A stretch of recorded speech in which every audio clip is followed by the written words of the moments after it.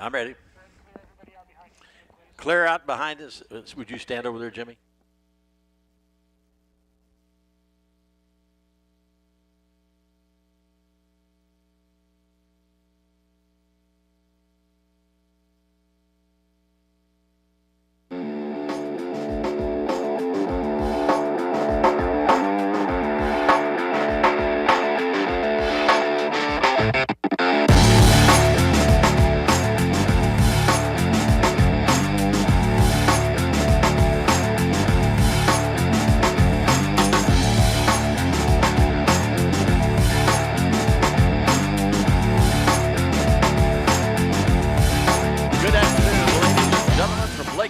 Airport here in Florida, and we're here for Sun and Fun 2022.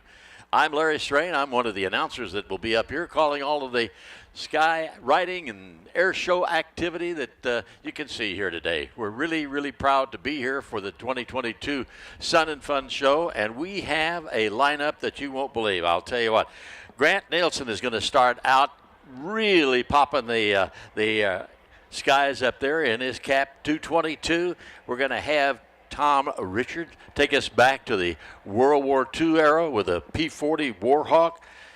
Rob Holland, he's won so many awards. I'll go through them later on, ladies and gentlemen, but let me tell you something. What a show he puts on.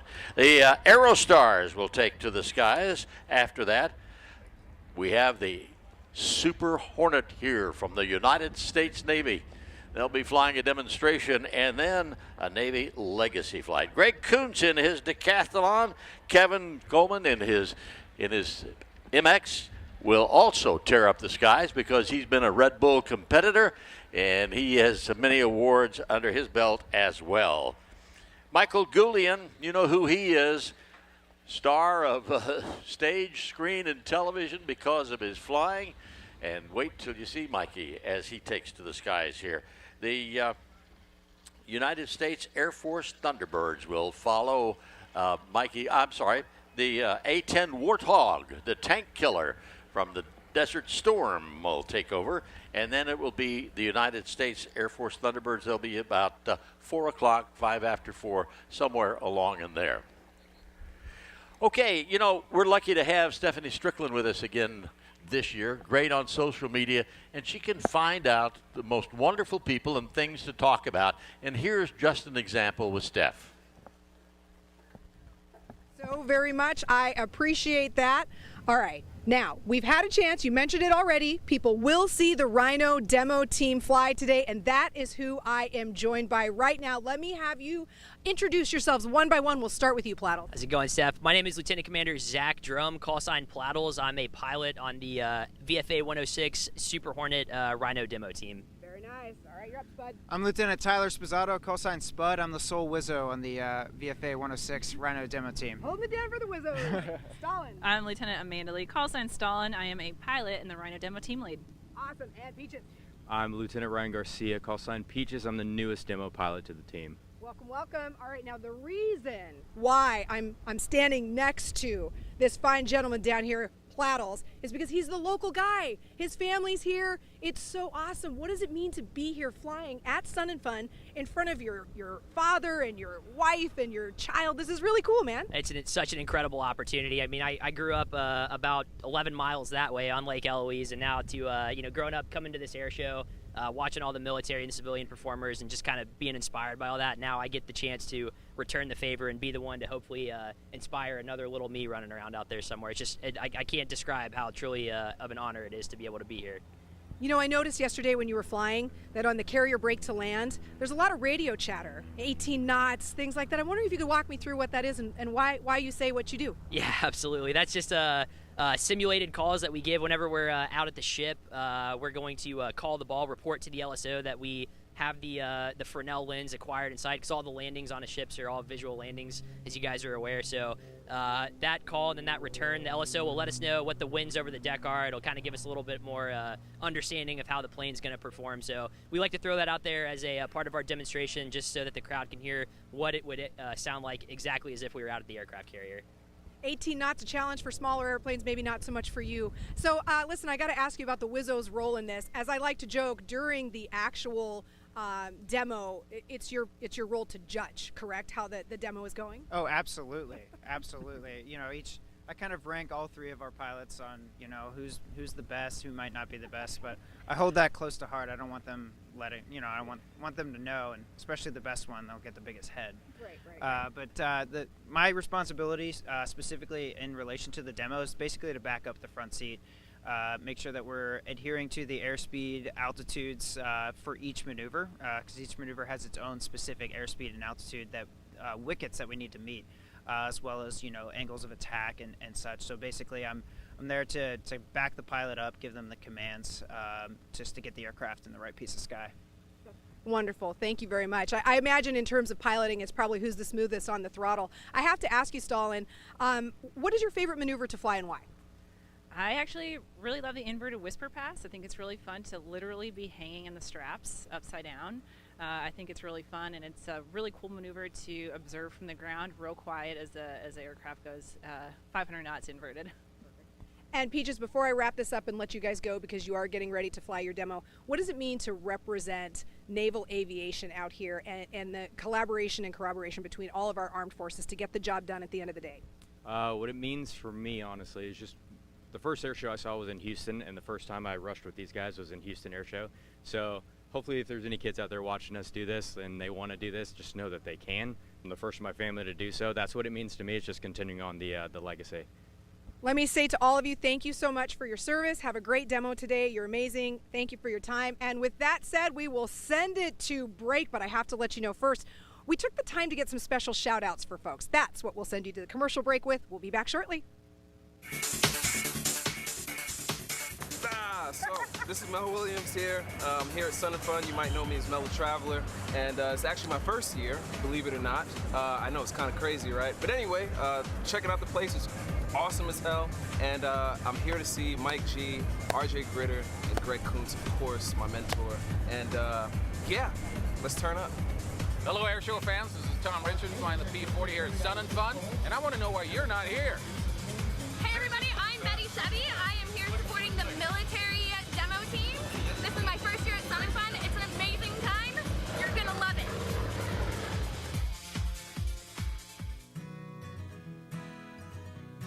Transition to the Sky, a program at the Aerospace Center for Excellence that will prepare you and your family for future air travel.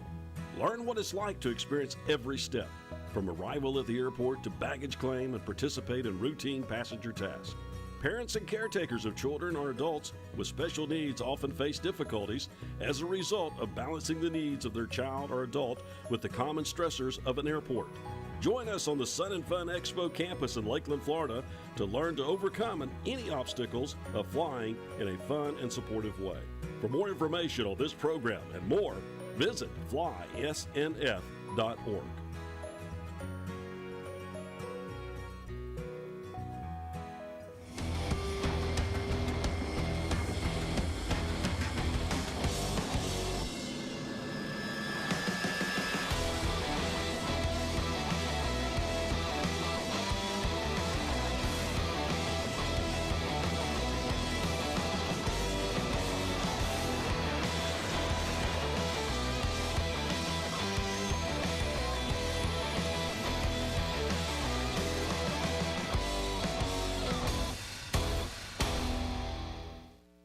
Travel is often about the journey, not just the destination. At Piedmont Airlines, our culture of caring for one another is truly what makes an aviation career so rewarding. Become a part of our diverse team of aviation professionals today. Discover your journey and explore what we have to offer at PiedmontAirlines.com.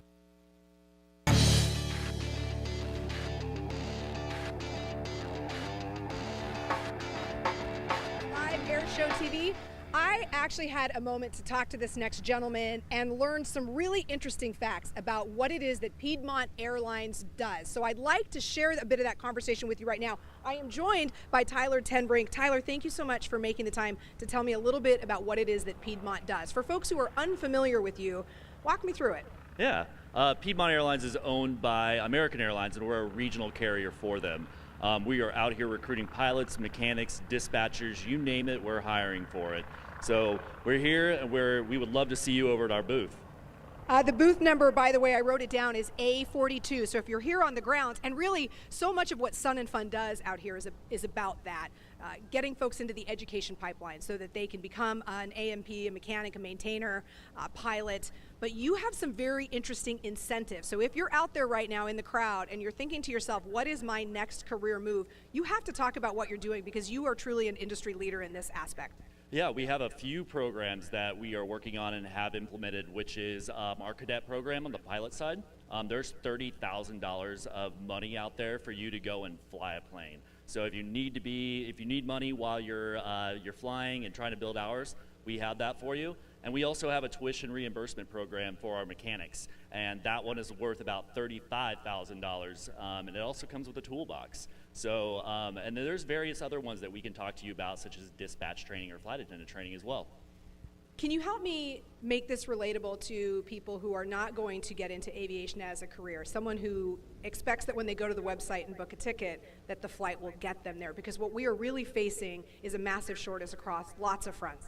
So, and we all know that the industry is facing a shortage, and people that have flown in and out lately are knowing that there are delays and there are cancellations, and we're running into a shortage of employees across the board. And we are here just to share that we are hiring, and we're hiring for all types of positions, not just the pilots, the mechanics, and the flight attendants. We run the gamut from recruiting over to FP&A, finance. So if you want to do something with the airlines, if you've ever been curious, come and check us out.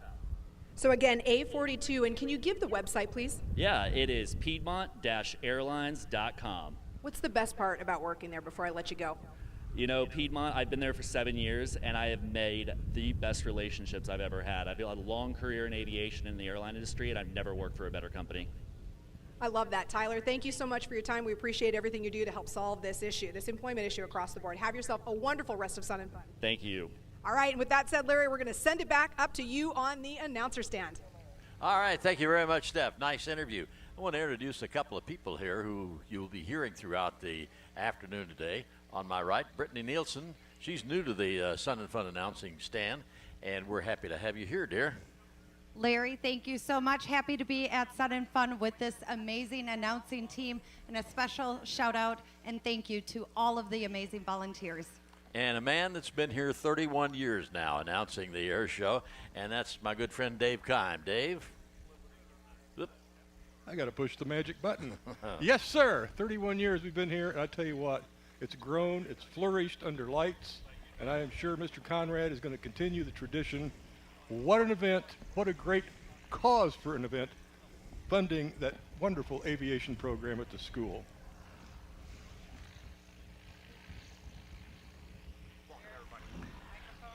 You just happened to mention Lights Leanhouse, whose last day is today, decided to retire. Lights, you got about a minute or so to say goodbye to the folks here on a Saturday. Oh, thank you so very much, Larry. Well, welcome. Ladies and gentlemen, boys and girls, thank you so very much for coming out to Sun and Fun's 48th experience. This is, without a doubt, the very biggest, baddest, grandest, friendliest aviation experience south of Chicago. How about that? And we know what you're referring to, Lights. Yes, sir. So with that said, I just want to thank each and every one of you for participating in accelerating the lives of young men and women as the Aerospace Center for Excellence grows the next generation of aerospace professionals, all because you came here to have a good time. With that, thank you very much, and let's have a super Sun and Fun Saturday. Thank you very much, Lights, and congratulations on your tenure here. You've built it, and you own it still, my friends. And he said the Aerospace Center for Excellence, it's here to engage, educate, and accelerate the next generation of aerospace professionals, and you are supporting it. Sun and Fun is just the icing on the cake, ladies and gentlemen. Behind us is what really takes place. All those buildings over there, the laboratories, the pilot school, everything. So any way that you can support the Aerospace Center for Excellence, please do so. We are just a couple of minutes away, ladies and gentlemen, and I would like to ask all of you who are seated here to please stand, and those of you walking around, if you wouldn't mind stopping for just a moment, because we have a very, very solemn and very, very important ceremony that's to take place here in front of us in about 30 seconds. Beautiful Army Air Corps P-51 representing World War II, current U.S. Air Force, and, of course, the U.S. Navy. So, ladies and gentlemen, down front, it's my pleasure to introduce to you Major General David J. Francis, Commanding General of the United States Army Aviation Center for Excellence, and also Fort Rucker. General.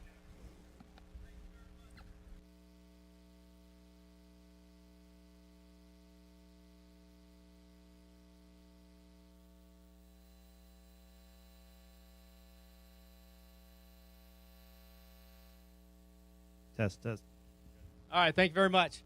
Well, hey, as you said, I'm Major General Francis. I command the Aviation Center of Excellence at Fort Rucker, Alabama, where we train all Army aviators in every type of rotary wing platform that we have in the Army, as well as fixed wing. And it is absolutely my honor today to swear in the next generation of leaders that are gonna come from multi-services, and I'll talk about that in just a second. But I think it's important for everybody here to know that there's less than 0.1% of the population of this country raises their right hand to serve in uniform, to protect this nation and all that we stand for. And the way we bring them into that service is by swearing in on an oath. And there's something very unique about this oath. In the U.S. Armed Services, we don't swear an oath to a king or a queen or to a dictator. We swear an oath to support and defend the Constitution of the United States. That idea that everybody, regardless of race, color, or creed, has the opportunities of life, liberty, and the pursuit of happiness in this nation. And that's what these young men and women are about to do. To all the parents out here today, I want to say thank you to you as well, because the fact that these young men and women are standing here today is not an accident.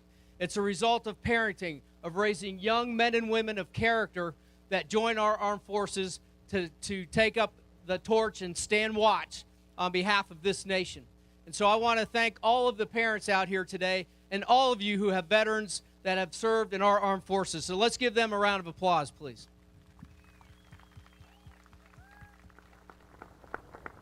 So my thanks to all of you and everybody that supports your armed forces out here, especially at events like the Sun and Fun Fly-In. What an aviation spectacular, and just a little bit of parochialism here. I would highlight the Army aircraft that are on display over here. If you haven't seen them, go see them. We have them all out there, and I think you'd be duly impressed. We do have some good Air Force assets out there, though, as well, and Navy as well. So I appreciate all the services in our aviation force out there and what they do. So now I'm going to turn around and I'm going to talk to these young men and women that are about to raise their right hand. All of you are on the verge of joining the best team on the planet, where you are responsible for those to your left and your right. You are becoming part of a team that is bigger than yourself. And you're going to rely on your teammates, and your teammates are going to rely on you. Whether you're in the Space Force, the Air Force, the Coast Guard, or the Army, all of which are represented here today, you guys are about to join the very best team on the planet. And I will tell you that having been in the Army for over 32 years, it is the best team that you'll ever join. You're going to get taken care of. You're going to take care of other people. And there is no greater honor than doing that on behalf of your country. And so my hat's off to each and every one of you for taking this oath today and for representing your nation. There is no better team, and we are absolutely proud to have you join us today. And so with that in mind, group, attention. Please raise your right hand and repeat after me. I state your name. Do solemnly swear to support and defend the Constitution of the United States against all enemies, foreign and domestic, and to bear true faith and allegiance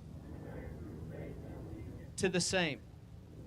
That I will obey the orders of the President of the United States and the officers appointed over me in accordance with regulations and the Uniform Code of Military Justice. So help me God. Please lower your hands. Ladies and gentlemen, let's give these guys a round of applause.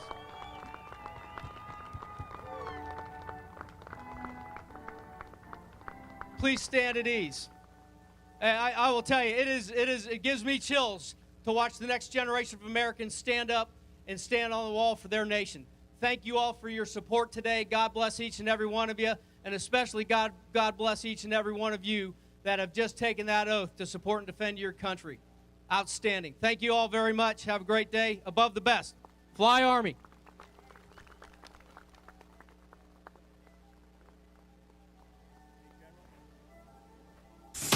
Hey everybody, this is Kyle Fowler with Go Easy Aerobatics. I'm here at Sun and Fun. I want you guys to come down and check us out. Hi, this is Philip Bozick, OZW pilot on Instagram. I'm here at Sun and Fun for my 10th year, having an awesome time. We'll see you here next year. Hey everybody, this is Abington. I have already lost my voice. If you guys are not at Sun and Fun yet, you are seriously missing out. Get your butt down to Lakeland, Florida. You're going to have the best time of the spring. This is spring break for pilots, so get your butt down here. See you.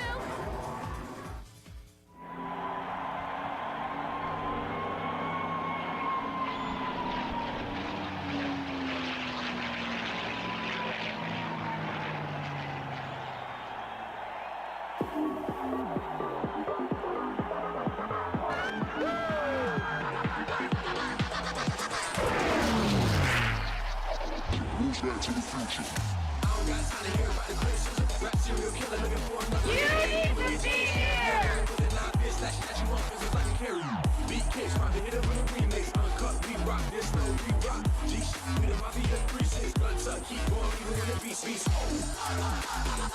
You gotta be here.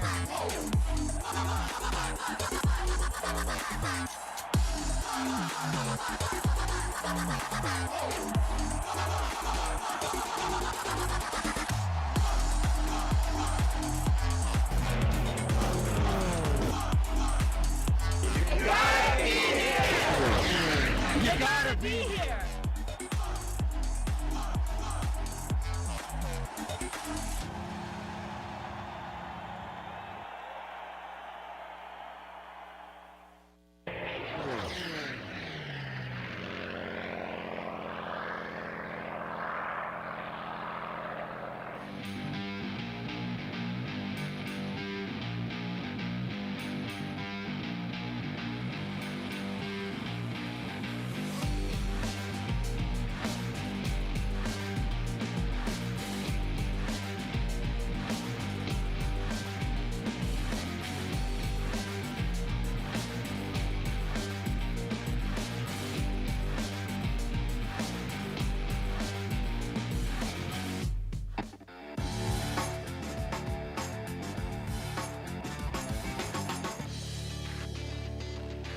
You know, we're streaming live around the world. LiveAirShowTV is once again here at Sun and Fun.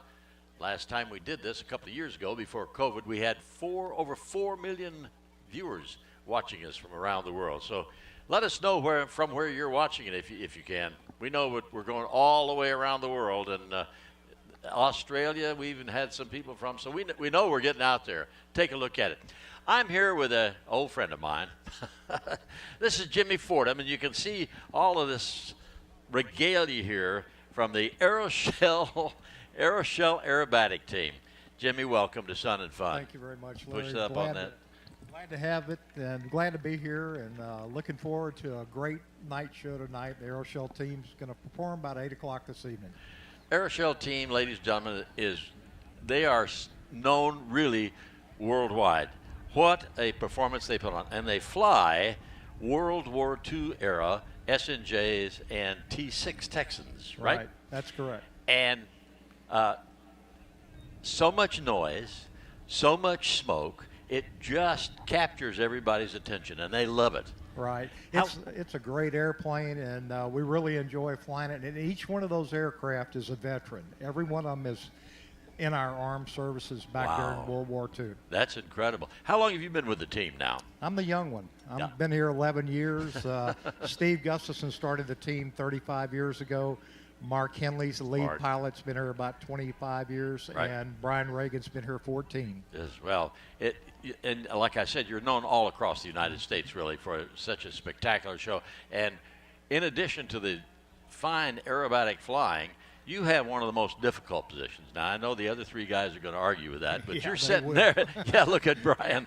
You're sitting out there on takeoff outside and on the far side right, and then on takeoff, you got to slip that airplane in under the lead, and you got to do that fairly rapidly. That's correct. Yeah. And that's a little difficult. Yep. And you also have another maneuver on a change of formations during a barrel roll. Finger four slide where we start out in a fingertip strong right, which I'm on Brian Reagan's right wing, and as we commence the barrel roll, I roll from there back into the diamond position. That's probably the most difficult maneuver that I fly on. And you can tell it takes a lot of precision flying.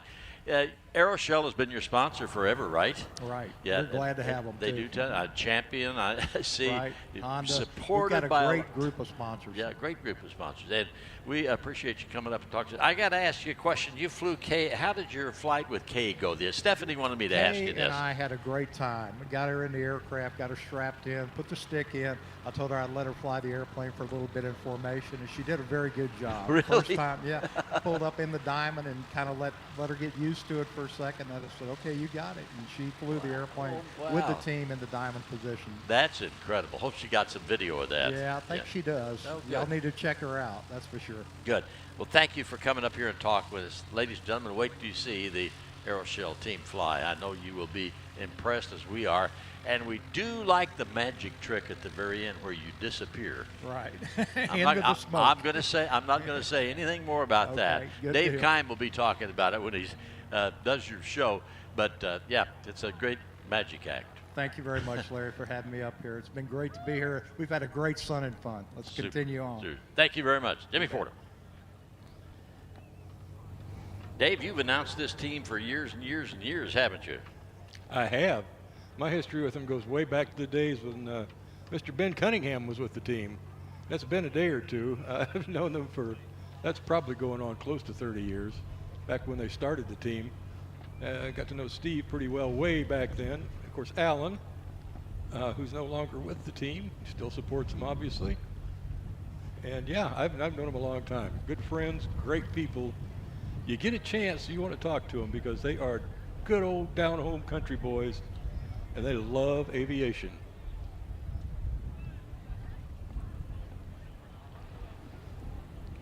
Okay, thank you, Dave. Eric Tang from the Para-Commandos is up here with us. Yeah, you've got this mic right here. And we're looking for a helicopter. Have you got it spotted yet? We haven't got eyes on it just yet, but we're just a few minutes away. So they should be doing their streamer pass so that we can calculate our wind drift to make sure that we're landing show center for you guys. We have to offset based off of those streamers, and those should be coming down shortly. Para-Commandos are based right down the road here at MacDill Air Force Base, and they are made up of every branch of service. Correct, Eric? That's right. We've got a really unique group together. So our services include MARSOC Raiders, to SEALs, to Rangers, to Special Forces, as well as DoD civilians. So there's a wealth of experience on the team. Now, as they come out of the helicopter, they're going to be free falling for just a moment or two, developing speeds up to 120 miles an hour before deploying those yellow and black parachutes. And then once they're stabilized under canopy, as we say, then the American flag will come out, as well as the MIA POW flag, I believe, today. That's correct. And then we're going to ask Miss Isabel Kieft, a 6-year-old sophomore at Harrison School of the Arts, to sing our national anthem for us. She has performed in over 20 musical theater productions. So you know that she's going to have one fine voice, most recently starring as Elsa in the musical version of Frozen. Still searching for our helicopter, hoping we can get enough altitude today to get a good free fall prior to deploying the parachutes. Searching the skies to no avail. Bocal 105 helicopter is using the drop. Very unique helicopter because it has got a rigid rotor on it and it is capable of aerobatic flying. It can go upside down, it can do loops, it can do rolls. not possible with a regular helicopter because it does not have that rigid rotor system. So the blades actually flap in the air, but not with the Bocal. There's Prime Air, Amazon. What's actually unique with the Jumpmaster who's on board, he's actually climbing out onto the skids of the helicopter, hanging off the side, looking for his mark on the ground to make sure that he's got it clear to drop. And we've got a drop zone out there, and that there's an X out there. One leg of that is left unfurled, but then when the Jumpmaster on the ground determines that everything is safe, he will unfurl that fourth leg of the X, and that indicates to the Jumpmaster on board that the air is clear and they're clear to jump. They're flying straight overhead of us right now. Oh, yeah. There we go. Right now, they're looking for their target. They're leaning out over that aircraft, making sure that they have a clear line of sight. They're going to be jumping from about 4,000 feet above the ground. As soon as they exit the aircraft, they're going to be deploying their parachute. We were looking for 3 good shoots coming out of there, folks. Got a strong, strong wind, so they'll bypass show center to account for that wind. See if we can make out somebody stepping out onto the skid of the helicopter. And as I said, they're going to be traveling at about 120 to 130 miles an hour. And if anyone's driven on the Silman, you know exactly how nerve-wracking that can be. And here we go. We've got jumpers away. There's one. Two. One more to go. And there we go. Yep, there we go. 3. Let's get 3 good shoots now. All right. So on behalf of the 73,000 men and women spread across the globe in over 80 countries, we want to thank you all for being here. And as I said before, this team is combined of joint services, and it's entirely volunteer. We have our 9 to 5, but we do this in addition just for your enjoyment. The parachutes are very much like an aircraft wing. They have openings in the front, and allows the parachute to fill with air, and it becomes very, very controllable then. Waiting for the flag to be deployed, and then we'll switch to Isabel Kieft. All right, we've got our flag out. So ladies and gentlemen, would you please stand and remove your cover as Isabel Kieft sings our national anthem. Oh, say can you see by the dawn's early light what so proudly we hailed at the twilight's last gleaming, whose broad stripes and bright stars through the perilous fight o'er the ramparts we watched were so gallantly streaming, and the rocket's red glare, the bombs bursting in air, gave proof through the night that our flag was still there. Oh, say does that star-spangled banner yet wave o'er the land of the free and the home of the brave? Wow. Stirring rendition, ladies and gentlemen, of our national anthem. Isabel Kieft, thank you, dear. Wonderful job. All right, and our jumpers on the ground. Our number 1 jumper was Lieutenant Colonel retired Chris Fucci.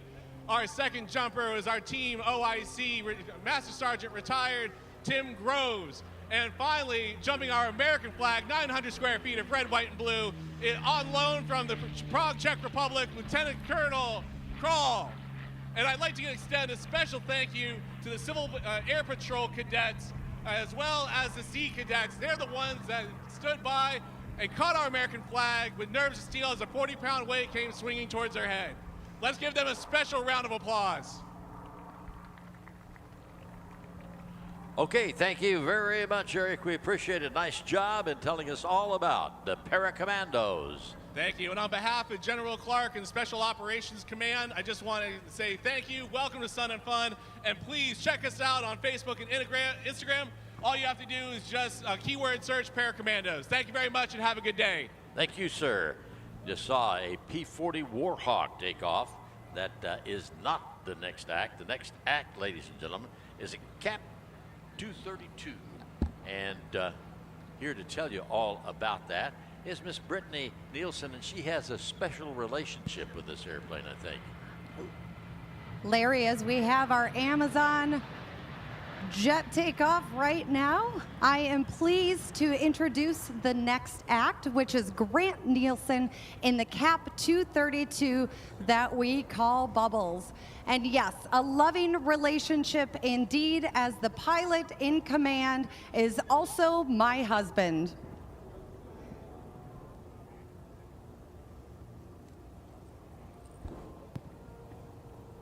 Grant Nielsen grew up in an aviation-loving family. His father, a pilot, and his brother was a career Air Force officer. Unlike some of the aerobatic pilots you see here today, Grant did not start flying until the age of 29. After his first aerobatic ride in a decathlon, he never looked back.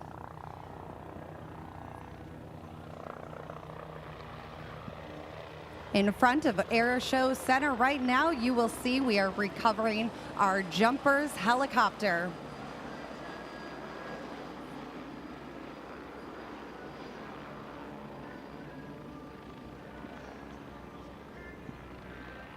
There's our Bocal 105. Give him a nice wave for supplying the platform for the SoCal Para-Commandos.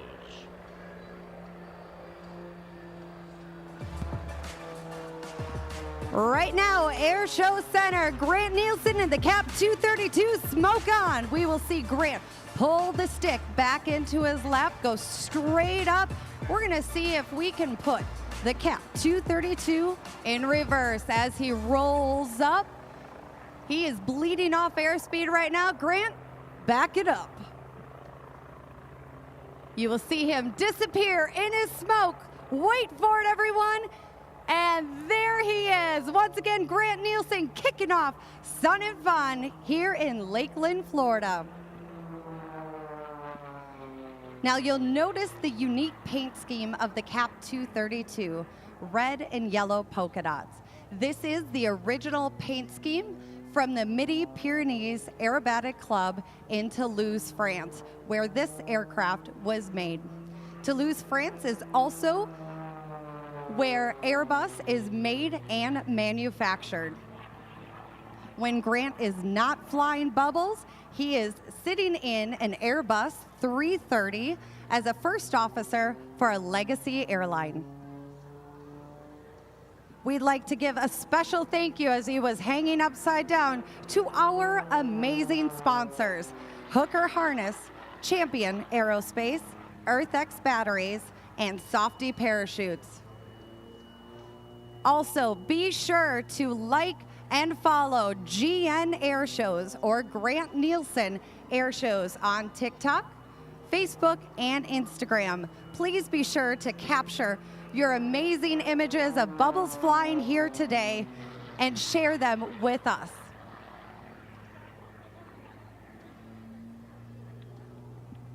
Some information on Bubbles. It's a 1999 Cap 232. Right now, Grant is at the top in the left, kicking the left rudder. My favorite maneuver. Ladies and gentlemen, that's called the hammerhead. The aircraft is all wood and carbon fiber, and Grant has an AEIO 580 engine with over 340 horsepower. The unique part of the airplane, in which he will demonstrate today for you, is that it has a roll rate of 420 degrees a second. Bubbles coming all the way down, rolling upside down. Give him a wave. Ladies and gentlemen, Grant Nielsen and Bubbles having a lot of fun here at Sun and Fun, rolling upside down. Thank you, Hooker Harness, and giving all of you a big wave.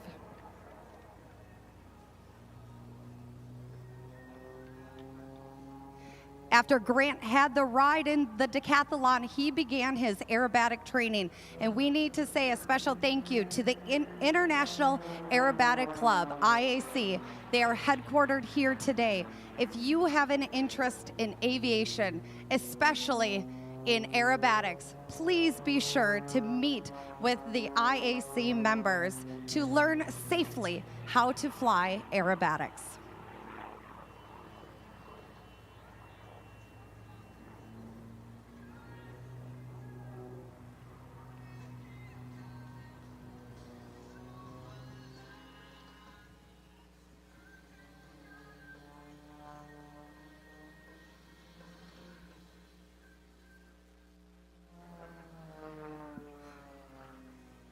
Demonstrating the roll rate again, 420 degrees per second. If you look at the wing, almost the entire wing is aileron. On the right-hand side, once again going over the top, almost doing a knife edge slide there.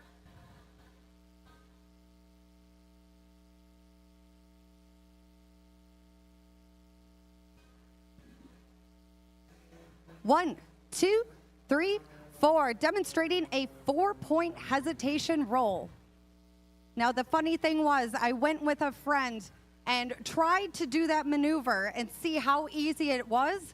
Larry, let me tell you, a 4-point hesitation roll is not as easy as Grant just made it look. I was all over the place.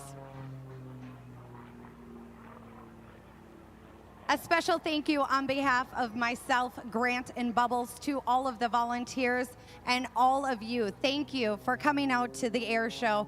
We love bringing our air show across the country. We are now based in Bradenton, Florida, after just moving from Wisconsin. And we are pleased to still have a hangar in Wisconsin so that we can bring the CAP 232 Bubbles to air shows all across the country.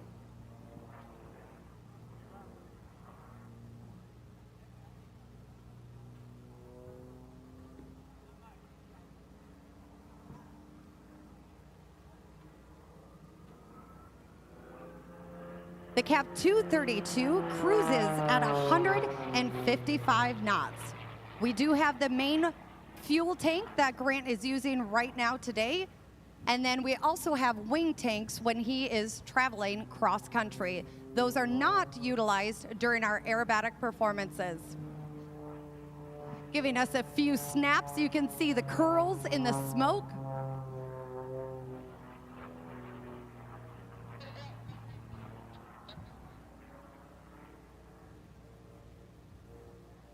Grant just called in right now, so I would invite you to stand up, come to the air show line, get out your cameras, your cell phones, be sure you're on the right app.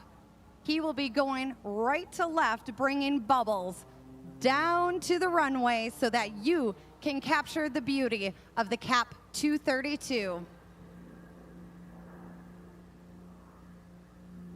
Ladies and gentlemen, Grant Nielsen in the CAP 232, we call Bubbles.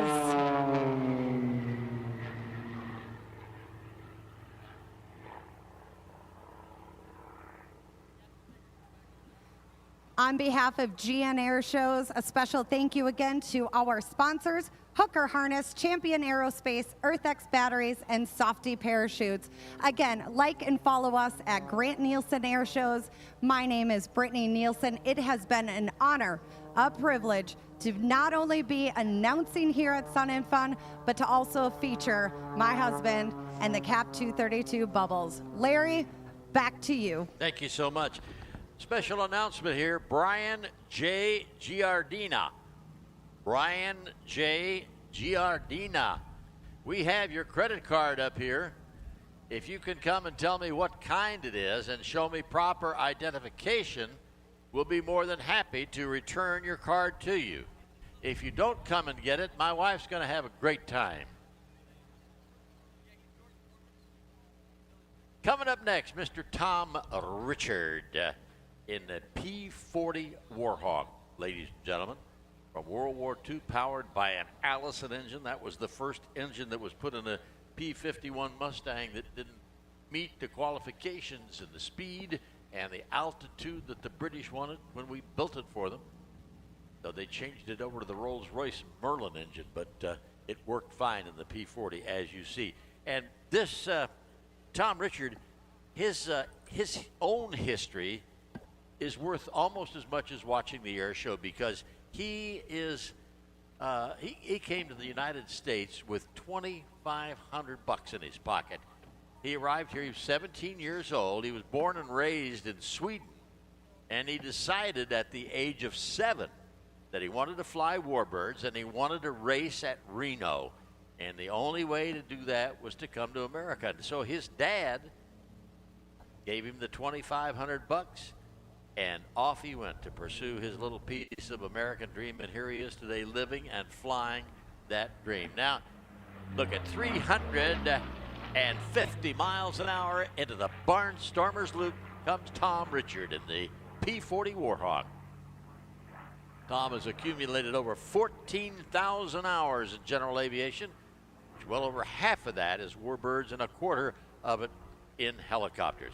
Let's watch him fly while I tell you a little bit about the Curtiss P-40 Warhawk. Was the absolute backbone of the U.S. Army Air Corps up through 1943. It saw action in all theaters throughout every day of World War II. First test flown back in October of 1938. Over 13,700 of these aircraft were built. He owns Warbirds Adventures in South Carolina, where he and his crew would gladly teach you aerobatics. I'll tell you more about that a little bit later on. Thom appropriately named his airplane the American Dream. As you see, 1.5 rolls on the way up. The American Dream, after his life story. Like I said, he'll teach you all of the maneuvers that you see him perform today in any of his aircraft. Look up warbirdadventures.com. You can visit the P-40 Warhawk American Dream on Facebook. And if you're already a pilot, you can get your P-40 type rating in this particular aircraft with Thom, because it's 2-control airplanes. Regular Cuban 8 maneuver now with a 2-point hesitation roll on the down line. Up over the top on the 45 down line. There's one. And rolls it to the upright. 2-point hesitation roll. Well done, Thom. He's well known for his air racing around the world. A World Cup winner in the International Formula One class. He's also raced various jets, and most famously, the Griffin-powered P-51 Mustang Precious Metal. Among others, Thom has been sponsored by Breitling Watches and is currently sponsored by leather jacket manufacturer Cockpit USA and the Allison V12 engine builder Ace Allisons. 90-degree barrel roll into the wing over reversal. Big giant barrel lying on its side out there. Thom flying the P-40 Warhawk around the outside of that barrel.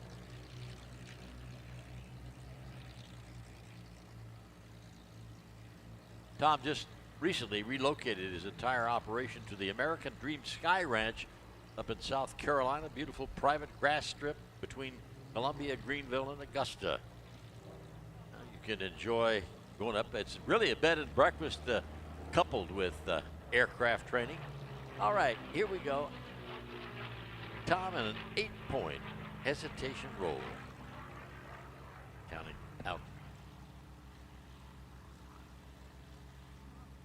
The American Dream, one of 13,738 P-40s made. Probably remember the airplane from the Flying Tigers, and there's several television rather movies made about the Flying Tigers, as well as TV shows.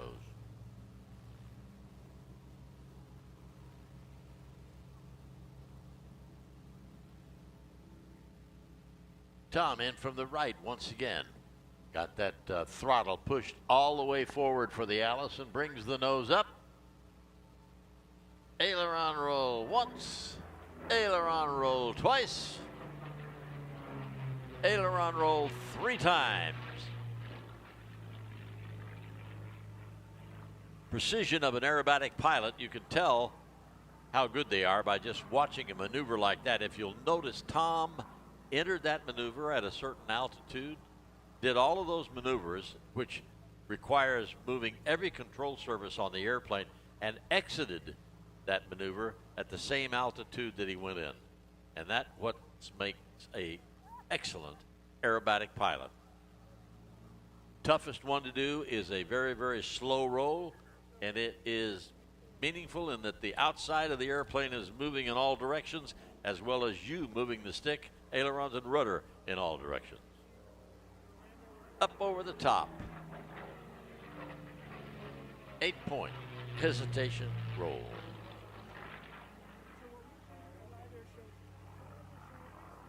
You cameraman better get your cameras out now. I want you to watch this next maneuver.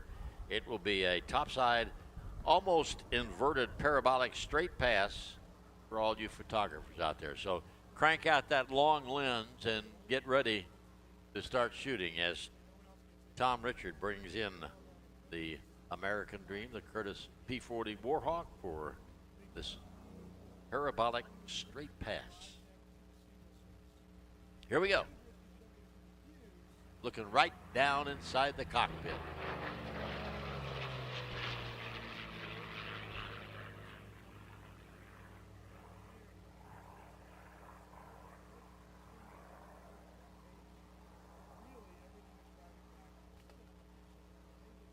Where did he go? Behind the trees. Right down on the deck, and then a hard pull to the 45 up line. Now watch him as he rolls the airplane to the right. Going to finish up with a lot of fast aileron rolls. And he said he'd continue to do that till the air boss gets tired of it. I'd mention our air boss today is 2 of them, George Klein and Brad Klein from Charlotte, North Carolina. In from the left now, just skipping over the top of the trees, is Mr. Thom Richard. The American Dream.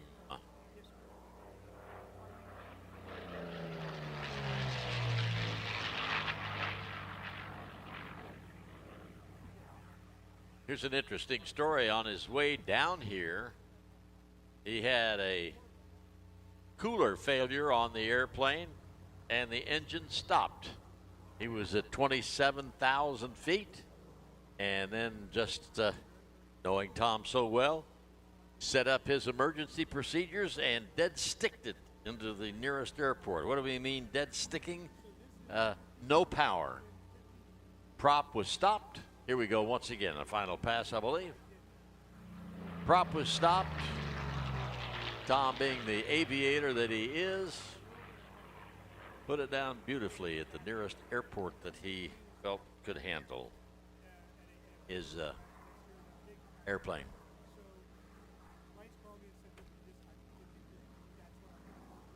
Well, we got a short break here. Let me tell you that Rob Holland, who you're going to see next, is unbelievable. And I say that in all sincerity. He started flying back in 1992. He's amassed over 14,000 hours of flight time in over 180 different types of aircraft. Earlier years in aviation, he flight instructed, towed banners, flew for a commuter airline for a while, ferried aircraft, and also flew as a corporate pilot. Rob always had his sights on air shows, built up his aerobatic experience, concurrently with his other endeavors in aviation. He even started his own aerobatic flight school, teaching others upset emergency recovery training and aerobatics. He started his air show career back in 2002 20 years ago and quickly distinguished himself by blazing a trail of innovation, developing aerobatic maneuvers that have never, ever been seen before, and no one else has even tried to do it. He's now one of the most decorated aerobatic pilots in U.S. history, having won multiple titles such as record-breaking 5-time consecutive world 4-minute freestyle aerobatic champion and 10-time consecutive U.S. national aerobatic champion. You will not believe what he does with this airplane. He's never known a time where he was not completely obsessed with aviation and aerobatics. Young age, like I said, his dad brought him to an air show, saw a plane flying upside down, said, "Dad, I got to do that." So, like I said, he's been flying since he was 18 years old, and we're waiting for the air boss to call Rob Holland in. The plane is an MXS RH, custom-built, 385 horsepower, American-built masterpiece, built to Rob's demanding specifications. It is stressed for a G-load, for those of you who know what that is, to plus 16 to minus 16. That's more than the human body can stand. The MXS RH can roll at an astronomical rate of 500 degrees per second. Just figure that out. That's going around the compass heading almost twice in a second. Just remarkable.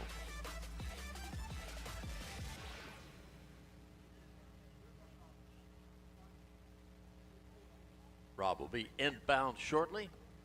We'll have some music to go with his act, and I'll tell you about his routine. Set for a takeoff. I want you to watch the half roll on the takeoff and then a push to a double hammerhead. What a double hammerhead is, is pull the airplane straight up till it almost runs out of airspeed. Then you put in a little right aileron to counteract for torque and stand on the left rudder, and the airplane just pivots on its own center point.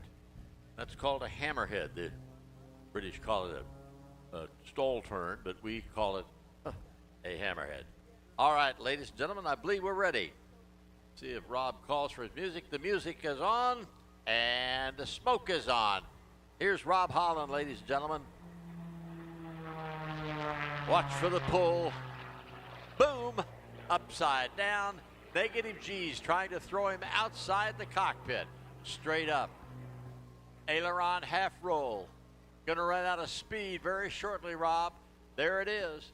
Stand on that rudder. There's the hammerhead. Now watch what he does with it.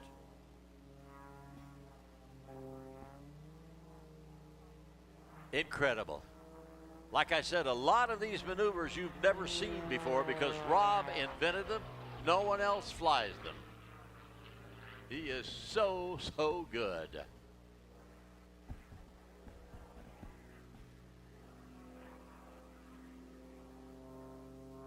Call that the Frisbee maneuver.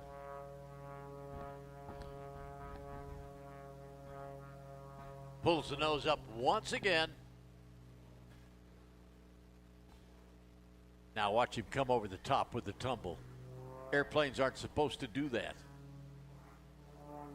Still upside down. Now right side up. Straight to the ground, rolling all the way down. Now hard pull to the horizontal.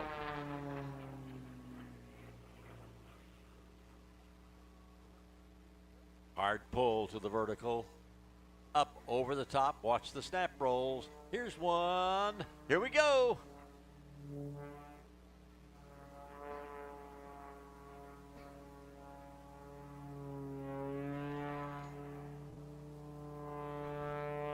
People say, how do we do it? I don't know. I asked him once how long it takes to do some of these maneuvers and what does he think about them. He says, you know, I think about, I wonder if I could do this. So he says, I go up, I get up about 8,000 feet, so I'll have plenty of recovery if I mess up or something. Watch him now. Look at him hang right there. They said, I just go up and try different things, and then I can start seeing where something might work. Look, that on the 45 down line, rolling just supreme. Says then I could get it where it's sort of working, and then he said most of them take me almost a year to perfect.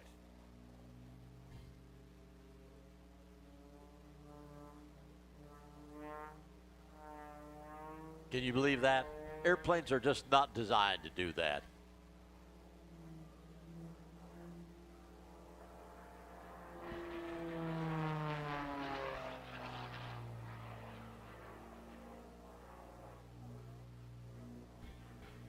Rolling the airplane all the way to the vertical.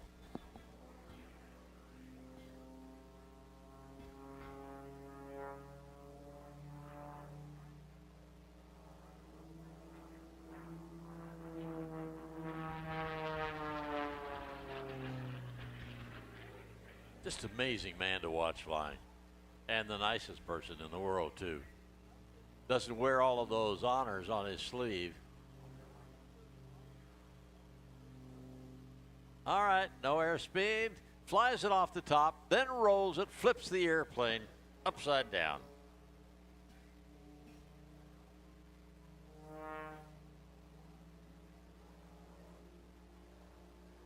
Down on the 45, picks up all the important airspeed. Now pull.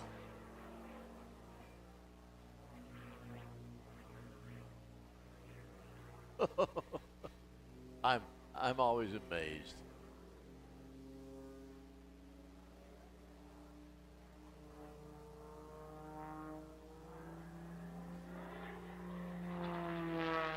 This might be the Cobra maneuver. Let's see if he does full. Yep, full up. And a half loop to the Cobra.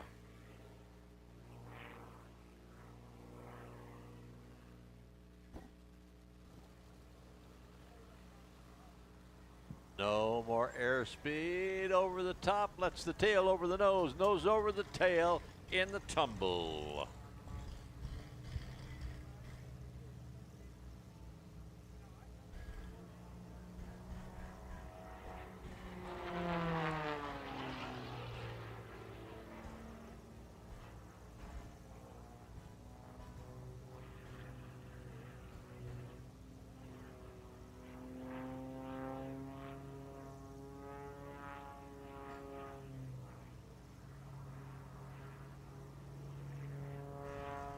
Watch.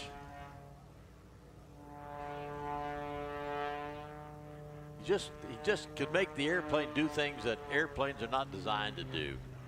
Doing maneuvers with zero airspeed.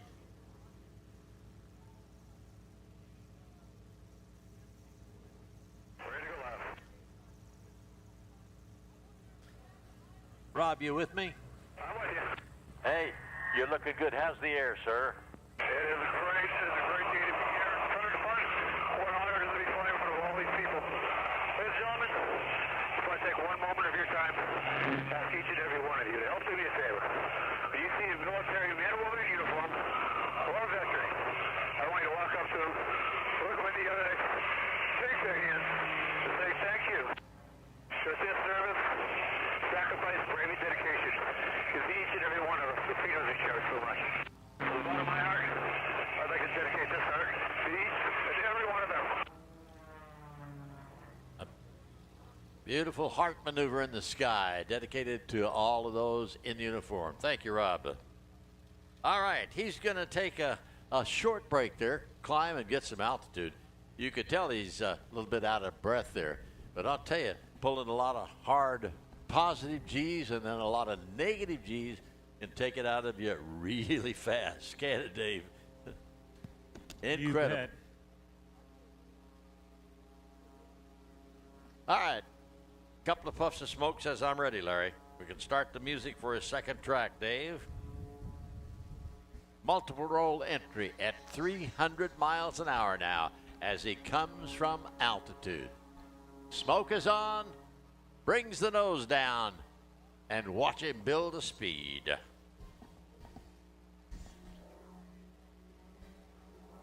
Think that would make you dizzy, ladies and gentlemen? Now Now vertical rolls as he pulls hard. It's going to go into a rolling spin. All right, enough of that. Now watch this. No more airspeed. Smoke is off. Now watch the airplane start to spin. Upside down. Inverted spin, once thought to be unrecoverable. Now sets up for what he calls the inside tumble, right here in front of you. All right, hit it.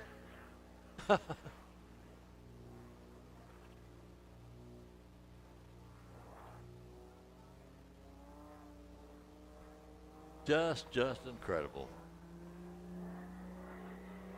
Now right down on the deck, a lot of rolls here. And then a push to a turnaround. Negative G's now trying to throw him outside the cockpit. He's got a 5-point harness in there that's keeping him in there.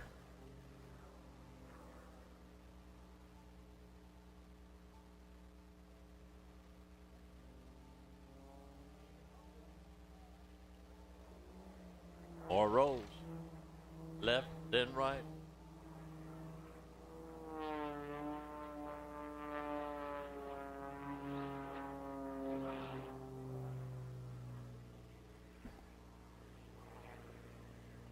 Now coming back to us, he calls this the Leo roll, and this is a tribute to Leo Laudenschlager, former American Airlines pilot, and more than that, a international aerobatic champion.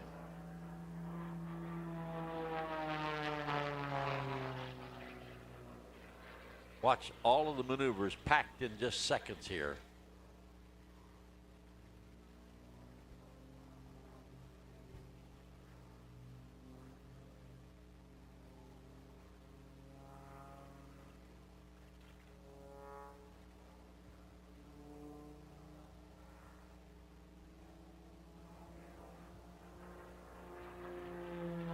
Non-stop action with Rob Holland.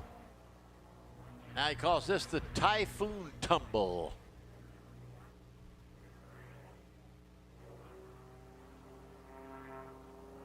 This is one that he invented himself.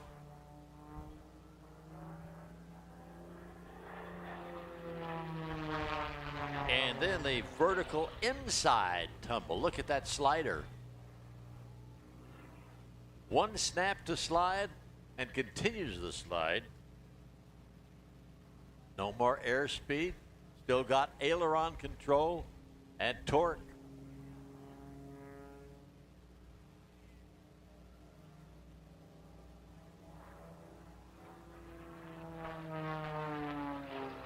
This is the Zwerble turn.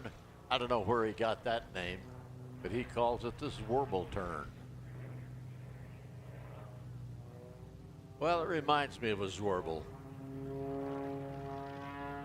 Whatever a Zwerble is. Slide winder now sets up, crossing show center, gonna slide the airplane across the sky. Up we go.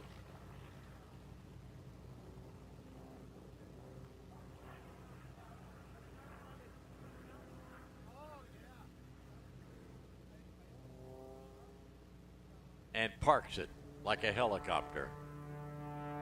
Can you believe that?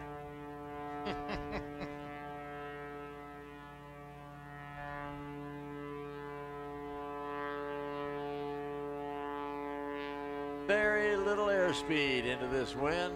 Smoke comes back on. Double knife edge pass. And that'll bring him to a close of an upright flat spin to a landing with a roll on landing. So he's not done till the airplane and the propeller stop.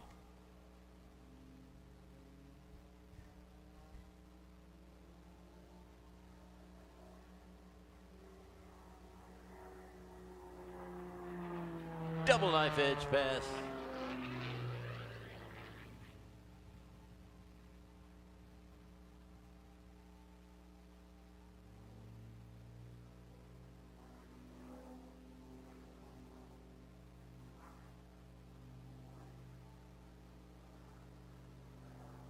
tumbles over the top.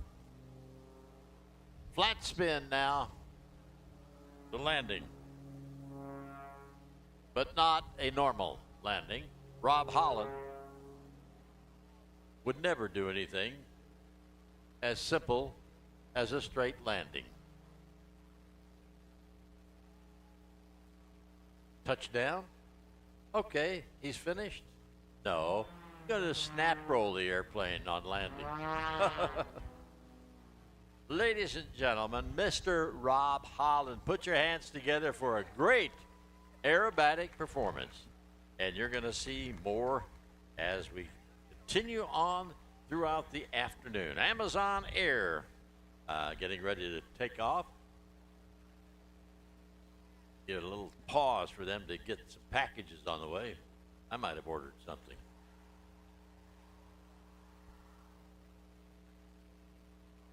Once again, Mr. Brian J. Giardina, we have your credit card. Best to come and get it.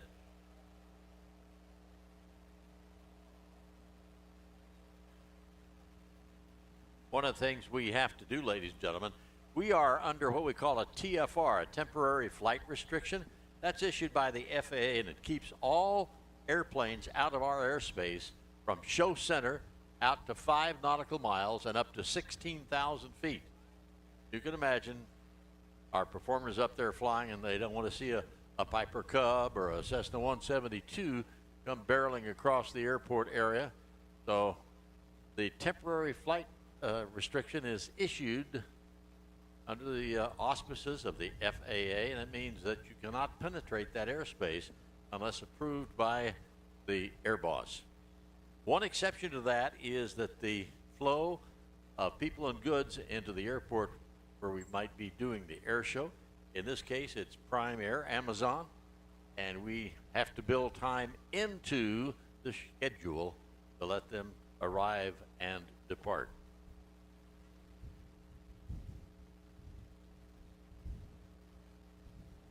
Coming up next, unusual 3-ship formation. You've seen the flying done today. It was our Army helicopter. That must be the Major General leaving, going back to Fort Rucker, Alabama.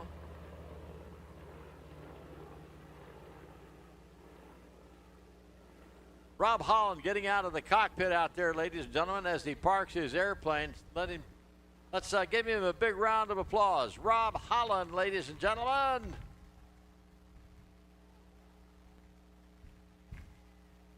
What a great job, Rob. We'll get our Amazon airplane off and we'll be ready to go. Once again, we are streaming live around the world with LiveAirShowTV. Last Sun and Fun, we also did the same thing, had over 4 million visitors looking at us.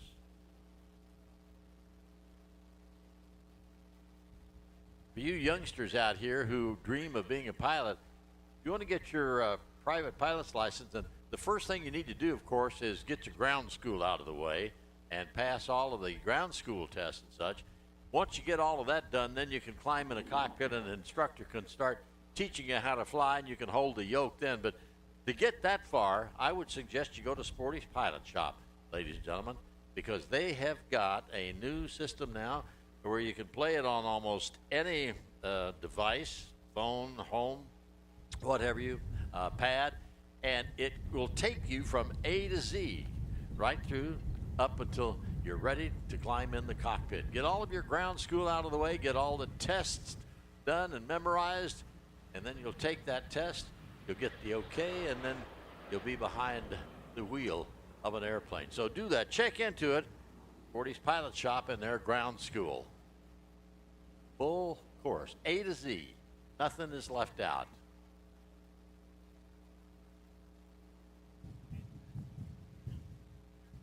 All right, ladies and gentlemen, we're ready for our next act. I'll turn the microphone over to a good friend of mine I've known for many, many years, Mr. Dave Lacey. Hey, great to be here, Larry. What a day, what a weekend here as we celebrate the 2022 edition of Sun and Fun right now out there at Air Show Right. They're making their final checks in the cockpit. They are the Phillips 66 Aerostars. Now, as you watch right now, you'll notice our number 3 aircraft is actually in the lead for this opening maneuver as they get ready for takeoff. Out on his left wing is the boss. That's Harvey Meek.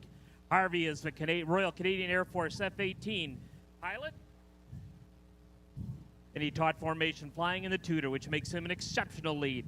He is a Boeing 737 captain for American Airlines these days. His wife, Christine, and Harvey have 2 boys, Brandon and Ben. His oldest son is a flight lead in the F-18 Super Hornet for the United States Navy.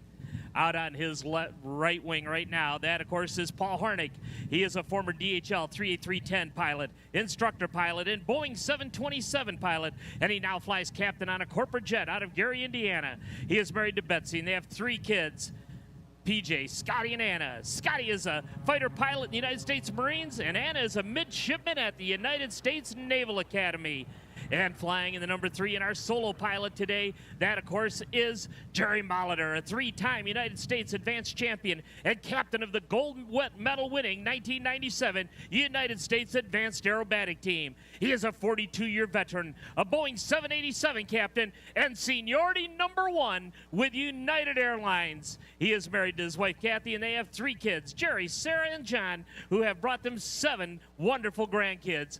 And now as they reposition out here off of Air Show Center for the start of their dynamic air show demonstration for us here today. What a day to be out here at Lakeland. Thank you so much, everyone, for coming out and being with us here today. Make sure you take a walk around the grounds, check out all the incredible displays that are here with us, and make sure you work your way down to the display area down at Air Show Left, down at the far west side where our Phillips 66 display is. And remember, you buy more than 3 cases of oil or more, and they'll deliver it right to your car or to your airplane. So you can't beat that, ladies and gentlemen.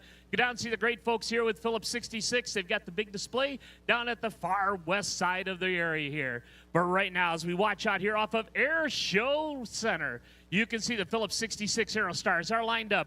They're in that victory formation as they set up out here off Air Show Center for their opening maneuver, which is the dynamic and, of course, very fun to watch. That is the vertical starburst. Diving in right now. Jerry says, let's go for about 240 today. I'm showing about 200 right now. Cranking it up to 210. Okay, power's coming up on those big Lycoming engines. That Phillips 66 cross-country oil, lubricating them absolutely to their best. As they come down the show line right now, we're showing 220, 230 miles an hour at 240 miles an hour. Jerry says, okay, boys, let's pull right on up into the vertical. Let's get ready and ready for the starburst. Ladies and gentlemen, your Phillips 66 Aerostars and the vertical starburst. And now watch, coming back at us here from our left, that's Harvey Meek. From our right, that's Paul Rocket Hornick at closure of over 400 miles an hour. And recovering out here in a vertical dive off of Air Show Center, that's Jerry Fossil Molitor. And now as Jerry extends out here off of Air Show Center, he extends into the left end zone. He pops back up off of Air Show Left. Hey, as he rings around out there, he brings that extra 330 LX right back on over across the top. He flies that airplane right through. Look at that airplane hunt for the sky, that beautiful Florida sky.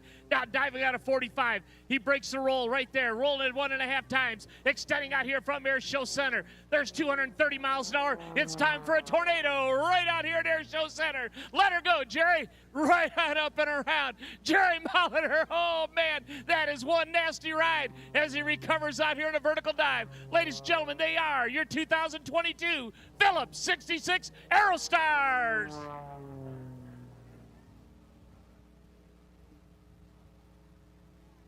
Now as we watch out here, coming in fast from our left end zone.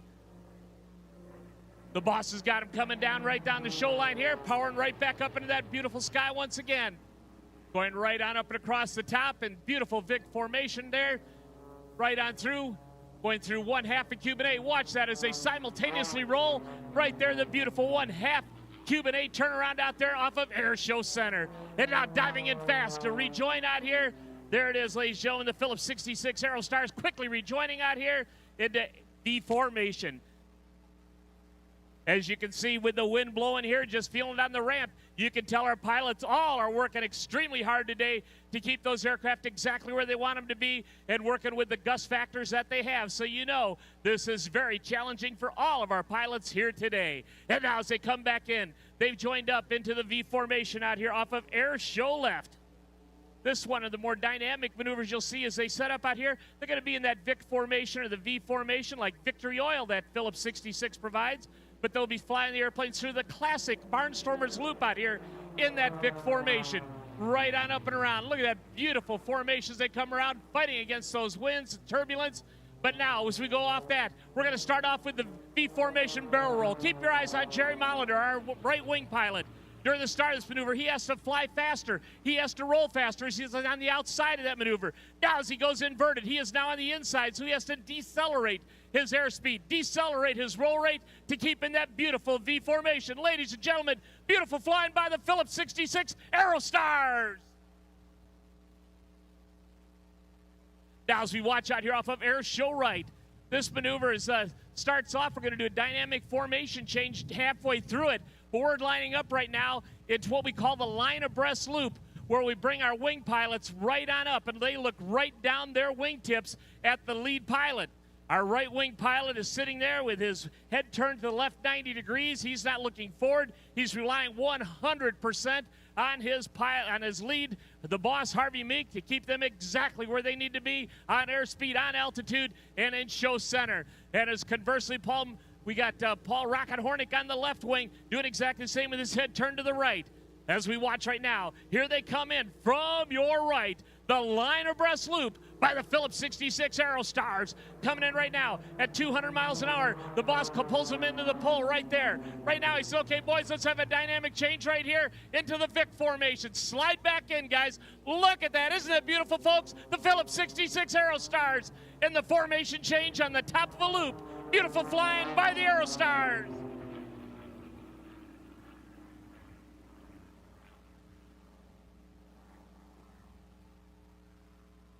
All of our aircraft, of course, are filled with Phillips 66 aviation fuel, and their engines are protected by the Phillips 66 20W50 multi-viscosity oil. As we watch them swing around right now, they're going to set up for one of the more breathtaking maneuvers, and that is the breakaway cross. Diving in right now, the boss has got them cooking with gas as they come down the show line here from our left. They're going to start this maneuver with 1/4 of a 4-leaf clover as they come in right now. The boss is okay. Let's bring them on up. Right on up and around. At the top right now, he's going, okay, let's make this 1/4 of a clover. Right on through, the wingmen staying right where they want to be.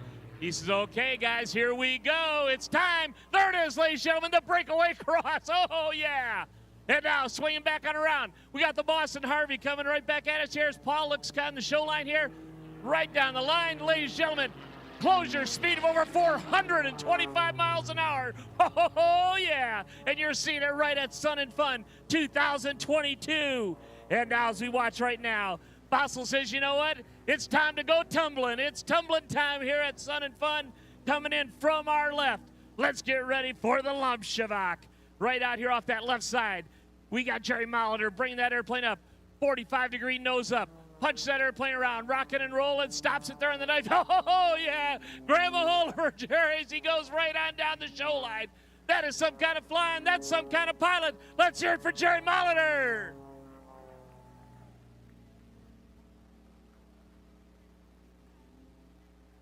And now from our left, let's get ready as we got Harvey and Paul coming back at us here from the left right now. We call this, of course, the Phillips 66 smoke oil roll. Now they're inverted. Now they're upright. Keep right on around to the inverted. Going right on around. Ladies and gentlemen, there they are, your Phillips 66 Aerostars and the smoke oil roll. And now approaching from our left, hard and fast that, of course, is Fossil once again as he sets up for the precision hesitation point roll sequence. Rocking and rolling, inverted. Now rolling the airplane all the way around. Right on around 1.5 times. There it is, the precision roll pass by Jerry Molitor. And now as we watch out here off of Air Show Right, we've got the team out there off that right side. You can see we got the boss and we got the rocket man out there off that right side. Phillips 66 Aerostars just tearing up the skies for us here today at Sun and Fun. As they come in right now, this is dedicated to everyone in the crowd who came out and are with us here enjoying a great day of air show fun. This is the big Heart in the Sky by your Phillips 66 Aerostars. Diving in right now at 190. There's 200 miles an hour, 210 as we watch them come right down into Air Show Center. Those big Lycoming engines pulling those German design and built super planes right back up into the vertical, right on up into the vertical right now, and they half roll and carve out there a beautiful big old heart in the sky. Look at that, folks. Right there for all of you right here at Sun and Fun. The Phillips 66 Aerostars, heart in the sky, but not to be left out. Jerry Mahler says, hey, it's time for Cupid up here, right there, as he pierces that heart. Ladies and gentlemen, Phillips 66 Aerostars.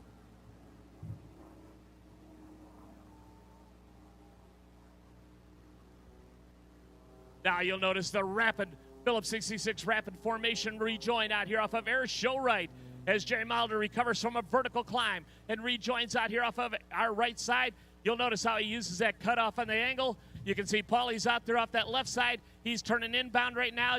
Harvey's giving him plenty of room to slide in. You notice Jerry's sliding in down low as he sets up right now, as they're coming in right now, as we watch the Vic formation roll. Now watch this, folks. He'll be in the V formation. The boss will call for him to spread to give him wingtip clearance, and they'll give us a simultaneous rolls from our right. Ladies and gentlemen, from AeroShow right, your Phillips 66 Aerostars and the Vic formation simultaneous rolls. Ready, and let's let them roll there, Harv. Right on around. Isn't that pretty, folks? All right. Oh, you know, we've had your cameras ready for some just incredible photo passes here earlier today. Boy, that P-40 looked awesome going by. I'll tell you that, what a beautiful machine. Of course, Rob Holland, Bubbles, everybody looking great so far. We got a lot of great air show to come. But right now, have your cameras ready right now as we got the Phillips 66 Aerostars are capping it off out there off of AeroShow left as they'll be coming through for their photo pass. Standing it up on their right wingtips as they come by, giving you a nice top planform view of those extra 300 series aircraft. The boss and our left wing pilot, they fly the extra 300L, and our right wing pilot, Jerry Mahler, he flies the 330LX. So now, as they come in right now, bringing those aircraft right down our show line.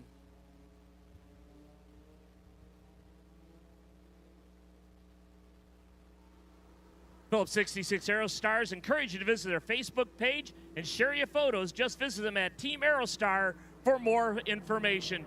Right down our show line, ladies and gentlemen, your Phillips 66 Aerostars.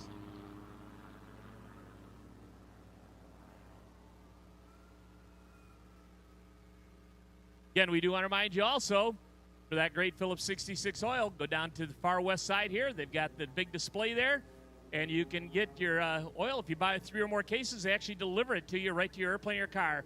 But right now, as they set up for their arrival sequence, ladies and gentlemen, let's say hello to the Phillips 66 Aerostars. Flying lead, that's Harvey, the boss Meek. Flying the left wing, that's Paul Rocket Hornick. And our right wing pilot, our solo demonstration pilot, that's Jerry Fossil Molitor. Ladies and gentlemen, they are your 2022 Phillips 66 Aerostars. Let's hear it for them. Now, Zero Stars reposition right now. They'll be coming in to land here momentarily. What a treat it's been to be with you here at Sun and Fun on this beautiful Saturday. What a full day of family air show fun are set up here, all the way up to the Thunderbirds this afternoon. Evening air show here tonight. I know Larry and Dave and Brittany, they're going to be working hard, of course, up on the stand. Great big hand to our friend George Klein, keeping everything rolling throughout the week as well. So what a great ground support team we have here, making this one of the greatest air shows in the world. I'll tell you what, Larry, we're having a great time. What a treat it is to be here and working with you guys. Hey, thank you very much, Mr. Dacey. Known you for a long time, been a long time air show announcer, ladies and gentlemen. Yeah, we've worked together at a lot of different places around the world and always had a great time and brought some great air show to the folks. We have indeed. What a treat. And what a team you have. They've been around for such a long time and do such a marvelous job in the formation flying. Well, thank you again, Larry. It's been a pleasure, and we'll see you next time down the road. Buddy. All right, sir. Thank you so much. Another Amazon taking off very shortly here. Like I said before, we have to make room for the commercial traffic in and out of wherever we have the temporary flight restriction.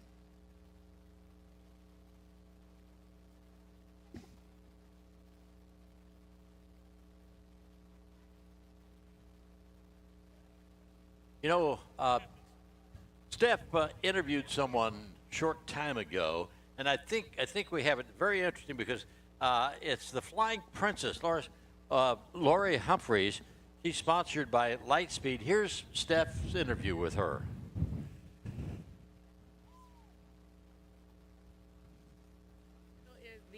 Flying.princess. Name of my book is You Look Like Me, the Flying Princess edition. So I was a flight attendant, you know, working, doing my thing per usual, being a great employee. And then I finally go to the plane, ready to do my checks and everything, and up walks a black female pilot. Not only is she a pilot, but she is a captain, the only black female captain at Delta Airlines. And I couldn't believe it. I was like, I've never even seen a black female pilot work at Delta, let alone a captain. So, I mean, at that point, I was like, oh, if she can do it, I know I can. So I went and did my discovery flight, and that's where I'm at now. I wrote the book because I was so frustrated with my parents not telling me that aviation was something that I could, you know, possibly do or get into. You know, I got to find out a way for little kids to be able to see different careers that they can possibly get into. But I'm so happy that God brought me to these spaces where I can help expose aviation to little girls everywhere and little boys as well, but especially minorities. And I just can't believe he's using me to do that. So I'm super happy and excited. Thank you, God.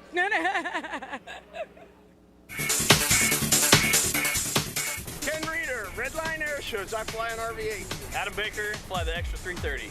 And this is Sun and Fun. It doesn't get any better than this. I hope everybody's here. Woo! Hey, Brett Covey with Sporty's Pilot Shop here. Glad to be back at Sun and Fun 2022, seeing all of our exciting customers, exciting products, and a great air show. Hey, I'm Stephanie Getz, and I'm here at Sun and Fun, and oh my gosh, having the time of my life. So I fly a Citation 5, a CJ3, and soon to be L39. I also instruct in Twin Comanche, so this is like heaven for me, and it's especially fun to see everyone again because, you know, we haven't been able to have these events for a while, so I am so pumped to be here. We want to remind you folks that the mission of the Aerospace Center for Excellence here is to engage, educate, and accelerate the next generation of aerospace professionals. Sun and Fun is just the icing on the cake, and down below, all of the dough is really what counts, and that is teaching these youngsters everything to do with aviation. If you have an opportunity, I'd like for you to go over to one of the hangars, and you'll see kids over there, youngsters. They're actually putting linen on wings of an aircraft, getting ready to dope them up and then ultimately paint them. They might be working with an instrument panel, wiring up instruments. Every gamut of aviation is covered here at Sun and Fun at the Aerospace Center for Excellence. It gives them an opportunity for a job in the future, as well as serving to bring to the ACE Academy here certain what I'm trying excuse me, the great things that have happened. And Dave, we had an example the other day. I think what I'm trying to say is about the youngster. You tell them about that. Yeah, Larry, there was actually a 737 captain for Amazon that took off the other day, and that's not so remarkable. But now he was a graduate of this 13 years ago. It was. All right, we're ready for the next act, ladies and gentlemen. And it's time for a little noise. And if you're ready for that, you got it. Speed and Noise comes next, ladies and gentlemen, with a F-18 Super Hornet. Good afternoon, ladies and gentlemen. My name is Lieutenant Amanda Lee, call sign United States. We are proud to present the Rhino demo team. The demo flight profile highlights the mobility, versatility, and power of the most lethal carrier-based strike fighter aircraft in the world, the F-A-18 Super Hornet, nicknamed the Rhino. The aircraft performing today is the F model, the two-seat variant of the Super Hornet.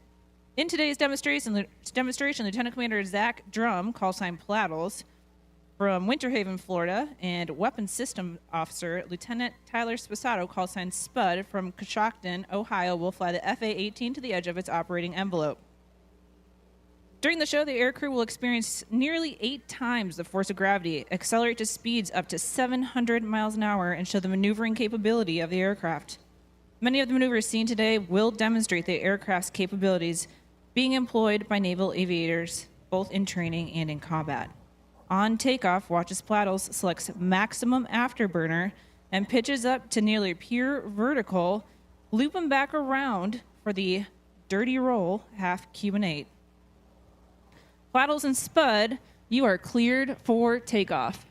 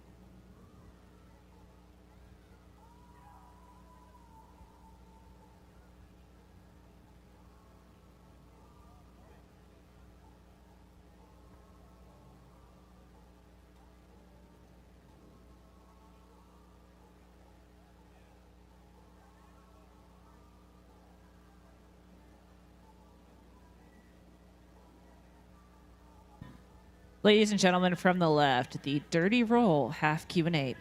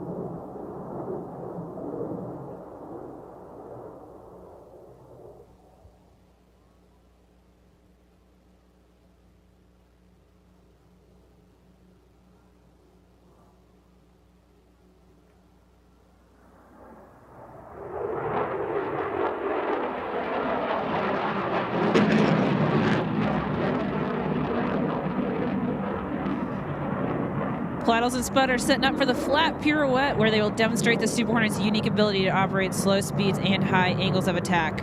Watch as they execute a maximum performance loop away from the crowd. Even at slow speed, Plattles is able to rotate the nose 180 degrees parallel to the ground.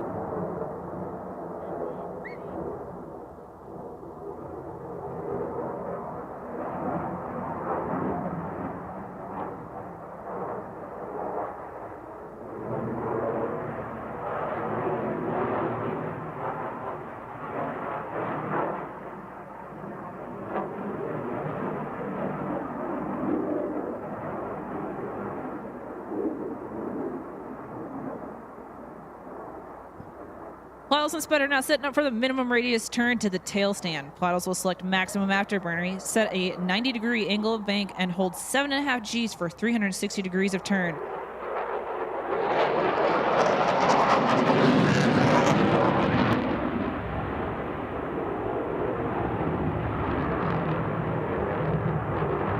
At the end of the minimum radius turn, watch as Plattles sets a maximum performance pull into the vertical, followed by negative 2G pushover to level flight.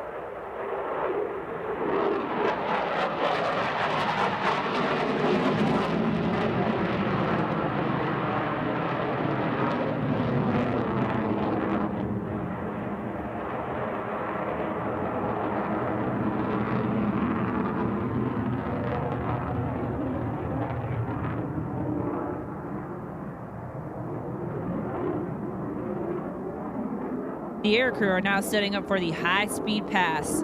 During this maneuver, they will approach show center at 200 feet and nearly Mach 1.0, or just under 750 miles an hour.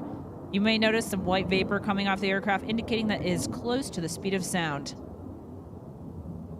Plattles and Spud will demonstrate the power of the F414 GE Tech 400 engines. In maximum afterburner, the motors combine to produce over 41,000 pounds of thrust while burning 60,000 pounds of fuel per hour. In max AB, all internal fuel will be depleted in approximately 13 minutes. Let's see if we can get Spud on the radio to see how fast they're going.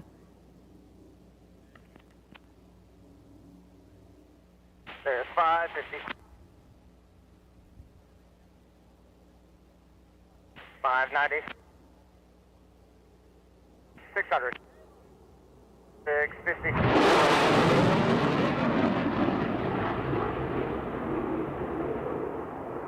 Wow, it'll really sneak up on you.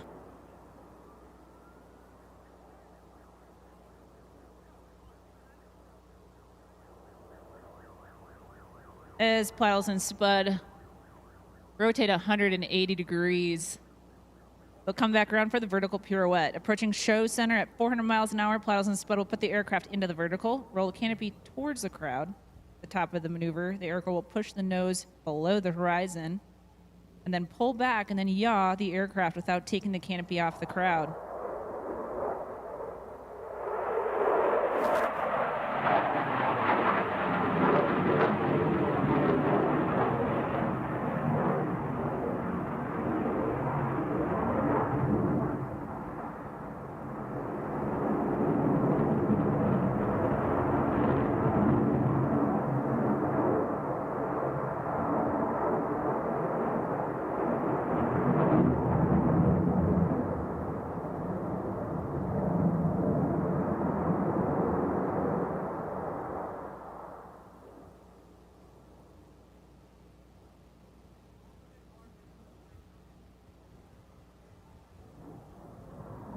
All right, as Plattles and Spud come back around from the right, they're going to be setting up for the square loop. As the Super Hornet approaches show center at 350 miles an hour, Plattles will rapidly reposition the nose 4 times, flying a square path through the sky.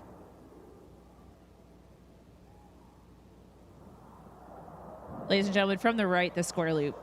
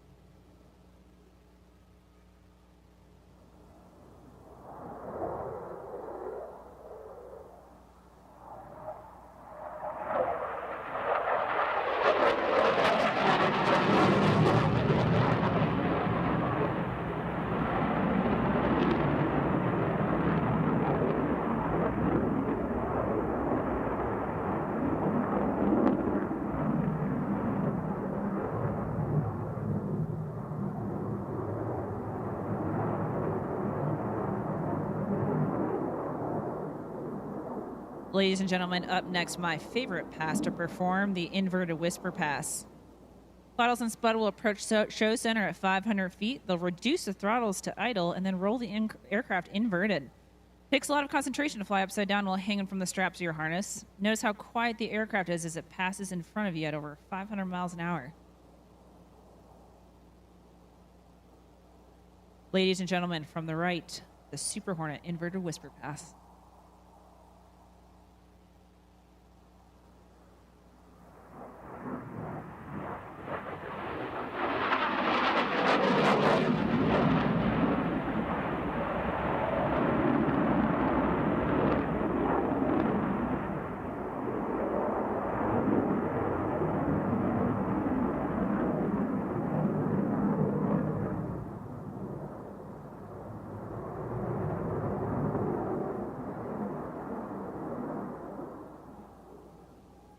All right, Plato said he didn't hear enough applause and support. He's come back around from the left this time, inverted whisper pass.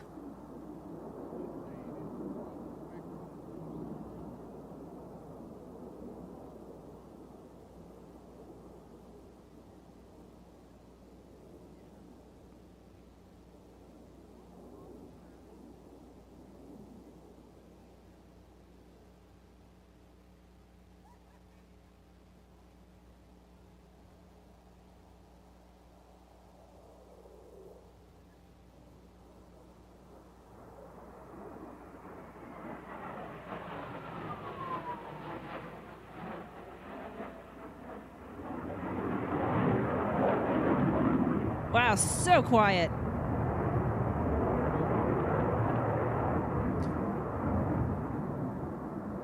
Miles and Spud are now setting up for the high alpha pass. This maneuver will show you its incredible slow speed handling characteristics of the Super Hornet. Few other aircraft in the world will attempt to maneuver at such slow speed and high angle of attack. However, the Super Hornet's 2 digital flight control computers will allow it to remain completely controllable while flying less than 120 miles an hour. In some dogfights, the ability to fly slower is more important than being able to fly fast. That allow the Super Hornet to get behind the other aircraft and employ weapons.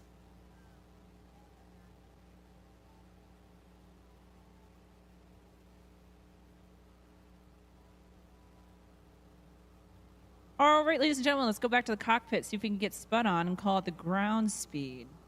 Spud, tell us how slow you can go. 100 knots ground. There's 80.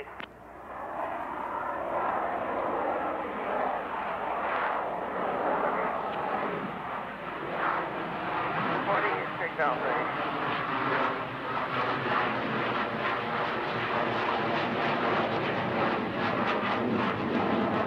Hold it, 45 out 80 now.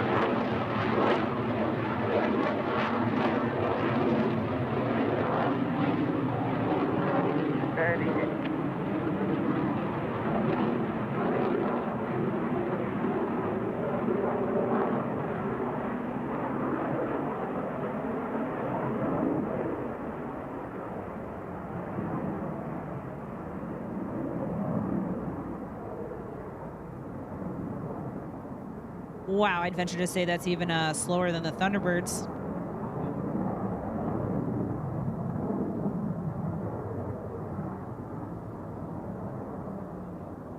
All right, Plyles and Spud are recovering from a split S, and they're going to come back around and perform a pitch rate demo. This will showcase the Super Hornet's excellent pitch rate authority with a 90-degree turn and then 40-degree pitch up.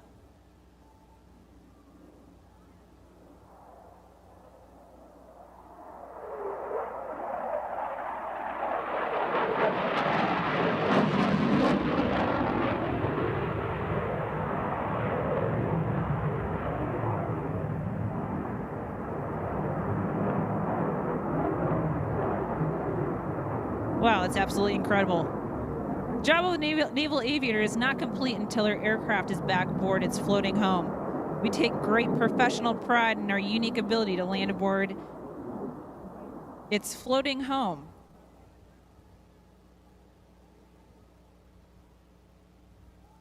It takes an incredible amount of teamwork to launch and recover aircraft from a moving ship, and its capability allows the U.S. to project power from the sea anywhere in the world. Ladies and gentlemen, from your left, the carrier brake.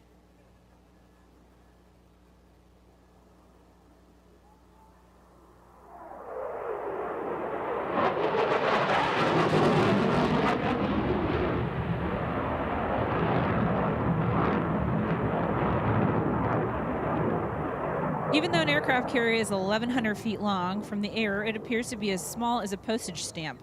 In order to land in an area 1/10 the length of a normal-sized runway, carrier aviators must touch down between 4 wires stretched across the deck of a ship.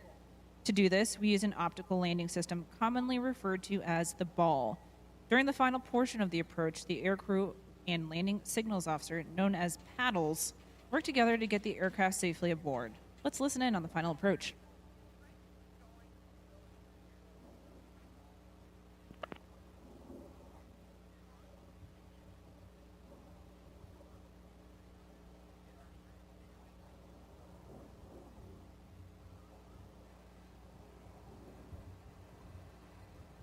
it again. 063, quarter mile, call the ball. 206 Rhino ball, 4.4. Roger, ball. We got 18 knots down the angle.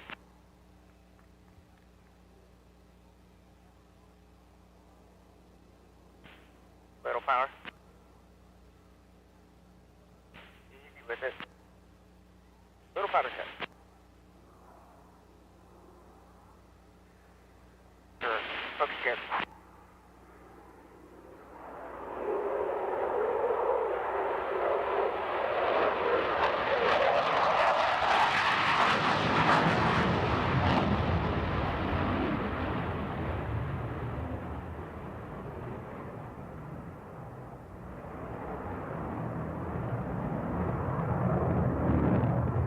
Ladies and gentlemen, couldn't get more precise than that.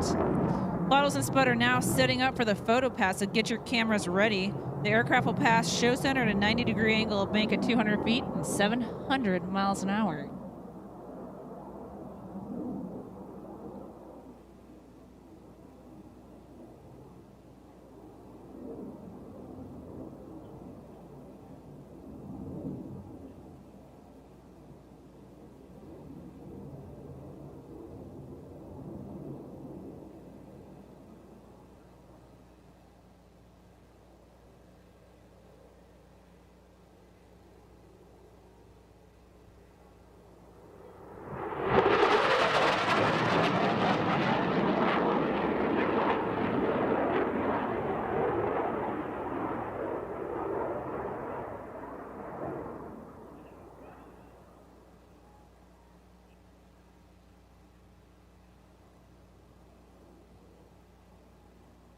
Wow, that one really snuck up on me. Ladies and gentlemen, it's now time to present the Navy Tailhook Legacy Flight Demonstration.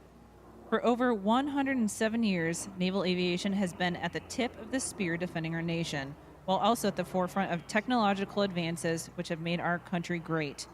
From the courageous pilots who've proved that an aircraft could take off and land from ships at sea, to the naval air crews who are taking the flight to the enemy today, a long legacy of excellence and perseverance precedes them. What you're about to witness is dedicated to keeping naval aviation's ties to its proud legacy alive and well. Tailhook Legacy Flight pairs venerable warbirds from our Navy's past with the high-tech weapon systems known as the FA-18 Super Hornet. Through these unique and dynamic formation flight demonstrations, we aim to inspire the best and brightest of the next generation of young Americans to join the ranks of naval aviation. In its early years, naval air power played second fiddle to the great dreadnought of the high seas. The battleship scouting for enemy ships was the limit of the new aircraft's mission. During World War II, at the battles of Coral Sea and Midway, projecting power from aircraft carriers shaped the future of naval combat.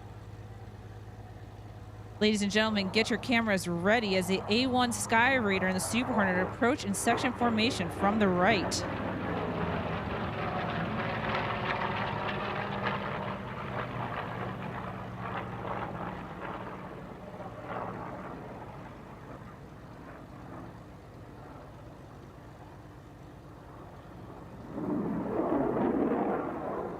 Through the hard work and dedication of private individuals and nonprofits, many of these glorious warbirds are still flying today.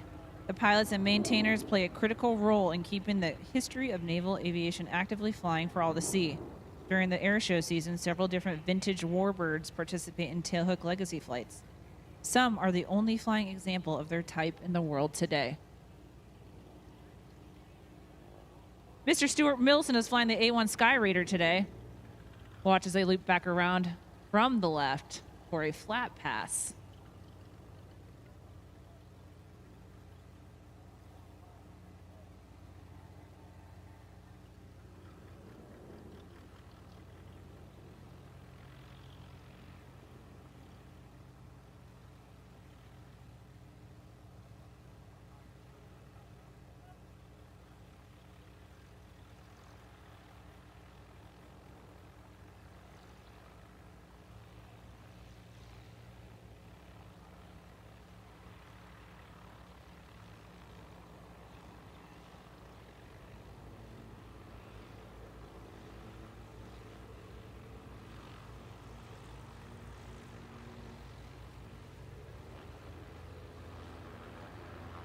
Ladies and gentlemen, if you can look closely, the tail hook on the FA-18.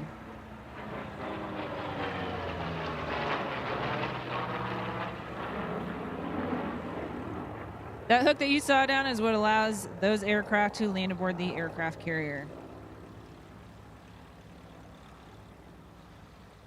The F-18 Super Hornet is the premier all-weather strike fighter of today. It fills several roles in the carrier air wing and gives the strike group commander the flexibility needed to engage any threat he or she may face. The mission of the Rhino includes air superiority, fighter escort, suppression of enemy air defenses, all-weather day and night precision strike, tactical reconnaissance, and aerial refueling. The Rhino exemplifies our military's might and is a key reason you can sleep soundly knowing that the U.S. Navy truly owns the night. Its unique ability to take off and land from the carrier with fearsome variety of weapons and in any condition are its hallmark.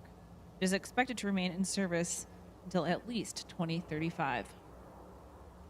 Ladies and gentlemen, from Head On Pass.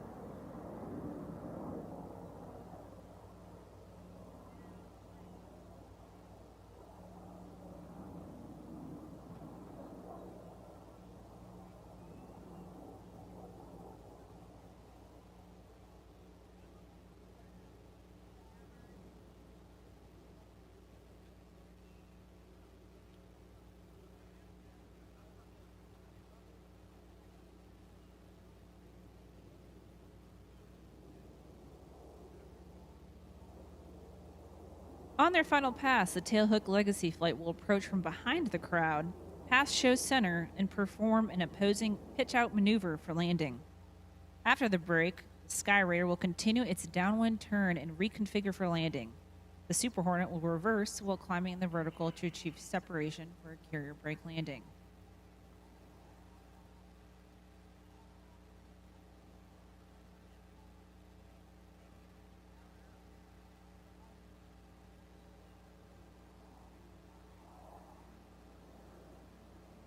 Ladies and gentlemen, turn your eyes behind you for the Legacy flight breakup pass.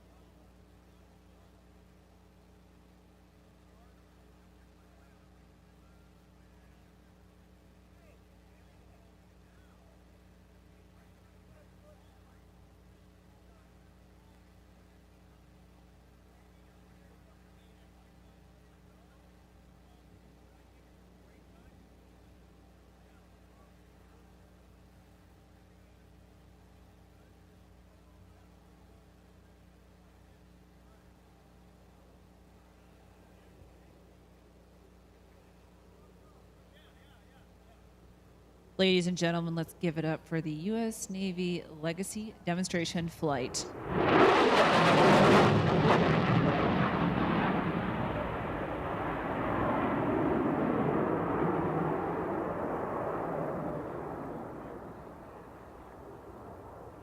The F-18 you see here today is one actually used to train pilots and Wizzos at Strike Fighter Squadron U-106 based at Naval Air Station Oceana in Virginia Beach, Virginia.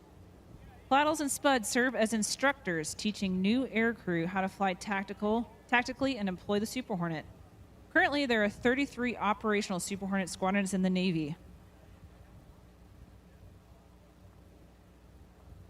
Defending freedom and democracy around the world. It takes many talented and dedicated young men and women to maintain, fix, and fly these aircraft. Help us thank the entire Rhino demo maintenance team and our maintenance professionals here at the show.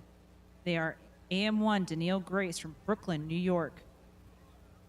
AT2 Kenneth Ferrara from Murfreesboro, Tennessee.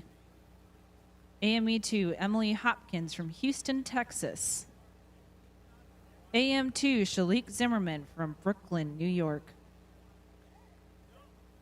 Ladies, let's give a round of applause to all of our maintainers and crew that have worked hard to give you a great show today.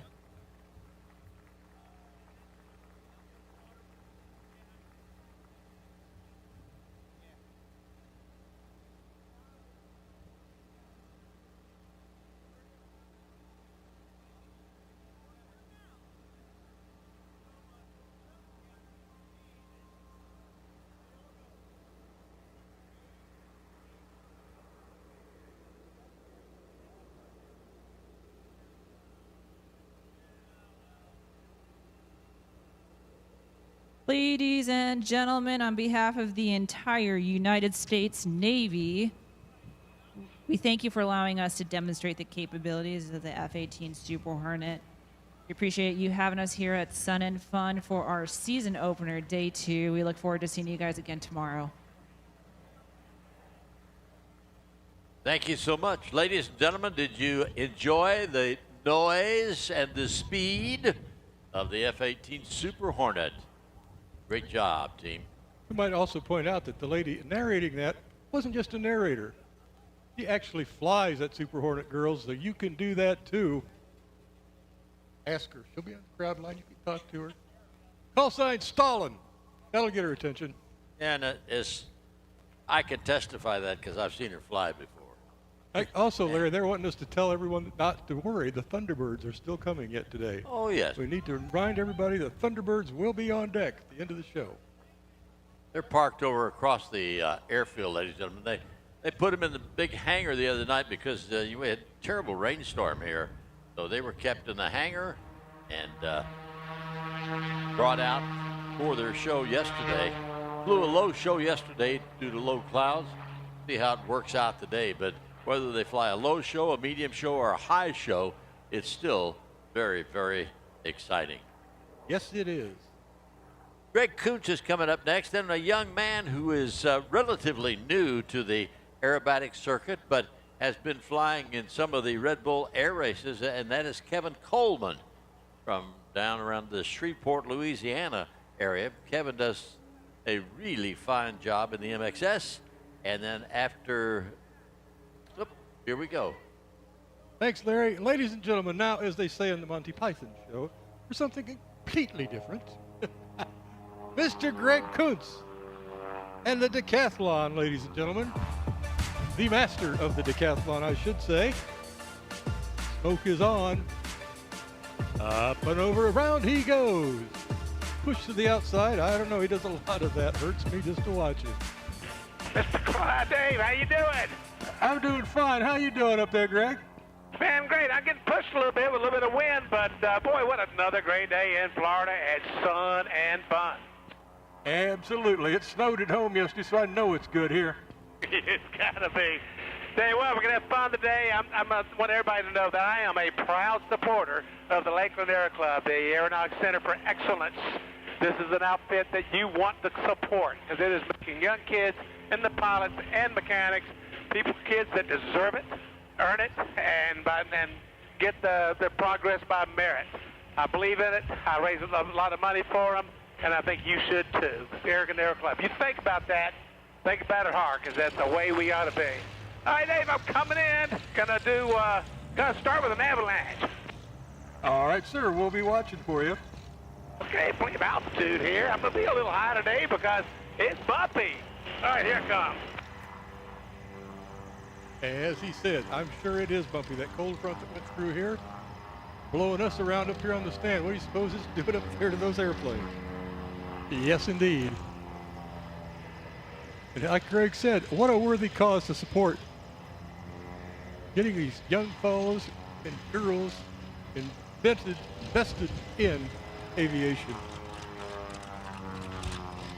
A beautiful loop by Greg.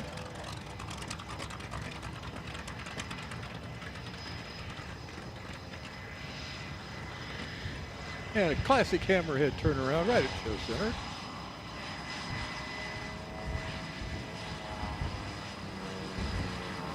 Talk about contrast. You're looking at Greg up there in the basic aerobatic starter kit, and down here we have an F-18 Hornet.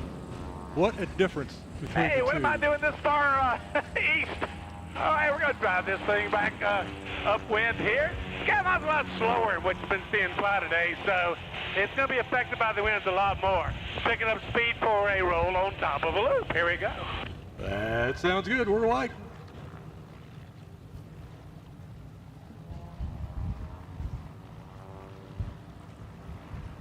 Greg told me today, by the way, folks, this plane is for sale. Yeah. It's only got I like it. a few hours These on new it. ailerons of this airplane really, really help. All right, here we go. Up. Roll it over and back. And it's picking around and down. And it's still cubing after this. As I was saying, this airplane is actually for sale, Greg was telling me. And he also said it's the last of this year's, except for one. Tell me about that, Dave. I'm going to tell him all about it, sir. The factory's just building another one. Will be the last one of the year. Anybody's interested in the brand new decathlon, Greg says he can still get it outfitted just the way you want it. It's the last one of the year. Next year the price goes up. So there's some incentive for you. Might even include a lesson from Greg in that if you work on it. Looks like you're having a lot of fun out there today, sir. Well, it's hard not to. I'm gonna tell you what, this is a hoot. It's windy, but you know, it's kind of fun too in its own way. It kind of makes you think a little bit different. Coming back in, you know, I teach all the maneuvers you're seeing today. I pretty much teach at my Scott Country Lodge, and it's where I teach people basic and advanced aerobatics and the super decathlon. And I hear you make a wicked biscuits and gravy too. Yeah. What he's talking about, he has a bed and breakfast, folks, that he teaches in this very airplane. Strip's right there. He lives on the strip. What a time. What a way to go if you want to learn All right, now pick that aerobatics. altitude back up real quick here. Gained some altitude that he burned off in that maneuver. Again, this wind really pushing those small guys around. We'll get a little bit of altitude for a little bit of energy. In the last half, we're going to do things other than the basic maneuvers that this show. We're going to kind of throw in some little surprises and some fun mixed with the basics. And on the last half of this, and like I said, a lot of things I teach in Sky Country Lodge and let people improve their flying skills, their confidence, or get into their aerobatics. All right, coming around, got the altitude of what? Picking up speed. Are we ever going to go downwind here? Let's start out with Humpty with a surprise. All right, we're watching, bud. Now remember, this airplane's only got 210 horsepower as compared to some of these guys pushing 350, 400 horses. So it's airmanship that makes this thing dance in the sky and do all these wonderful maneuvers. How about a spin? You want to see what a spin looks like? Whoa, I love it. There's a spin. The bugaboo of aviation, you don't want to spin one. Well, he just did and shows you just how easy it is to recover from one. You don't panic, you just push everything in the right direction. It will I come love right the out of that Decathlon. spin. It's just not hard to fly, but you can do a lot of stuff with it. It's a good stick and rudder airplane. You got to do stick and rudders correctly. It is the only airplane that's really, really good for basic aerobatic training. And it's a plane I can't think of anything else I would recommend trying to fly to learn the basics in. Yeah, as everybody knows, everything's got a little bit different. You get a different car, you get two exactly alike, they're different. You get a truck, two alike, they're different. You were telling me that this airplane is really a good one. Oh yeah, this is it. And I'm a little precious, but I've been attached to the airplanes and flying them now for 50 years. 50 years in the decathlon, that ages me, doesn't it? Yes, sir, it does.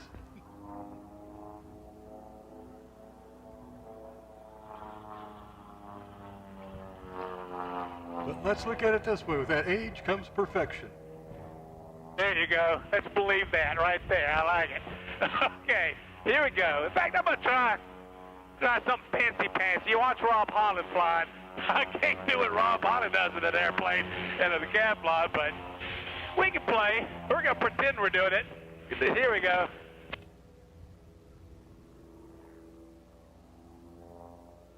It was great, man. A Lumshavak and a decathlon. Well, I call it pseudo-Lumshavak, but I tell you what, I was having fun. That's what counts. All right. Here we go. Another hammerhead. One of my favorite things in the decathlon. Coming over the top. And roll. Take it down for a point roll or two. Here we go.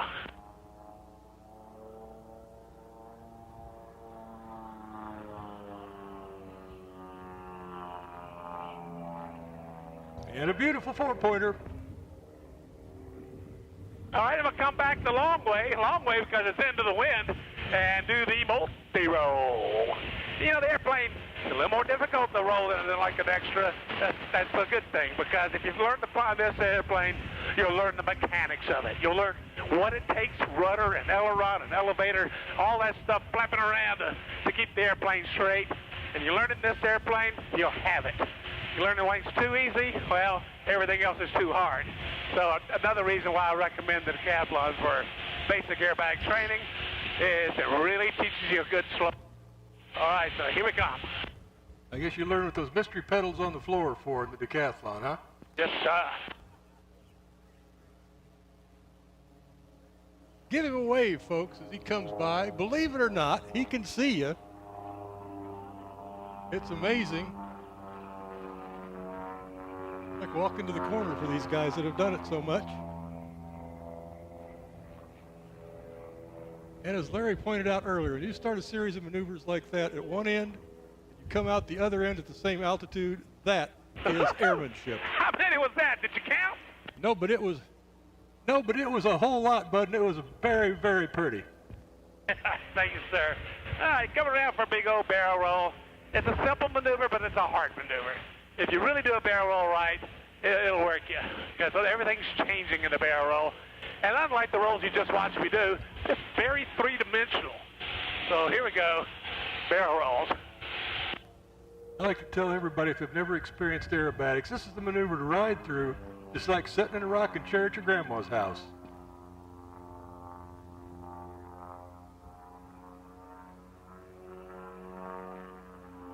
All right, coming for the last pass, and this is going to be my salute to veterans.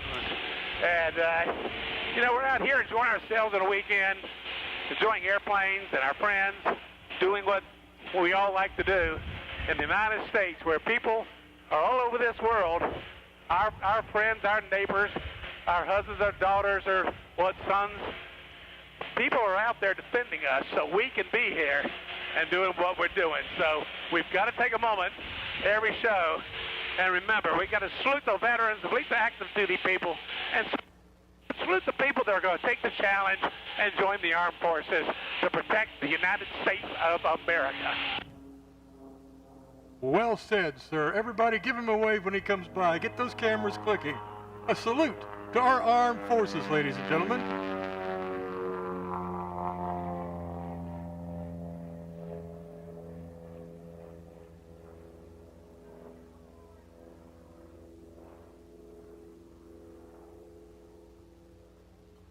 Thank you, Dave. Thank you, everybody, for coming to Sun and Fun, the greatest show. And back to you, Dave. Thank you, Greg. And everybody be sure and check out that Sky Country Lodge. If you want to learn aerobatics, there's the man, there's the airplane, Mr. Greg Koontz. Let's hear it for him. Great big round of applause, folks. Let's hear it.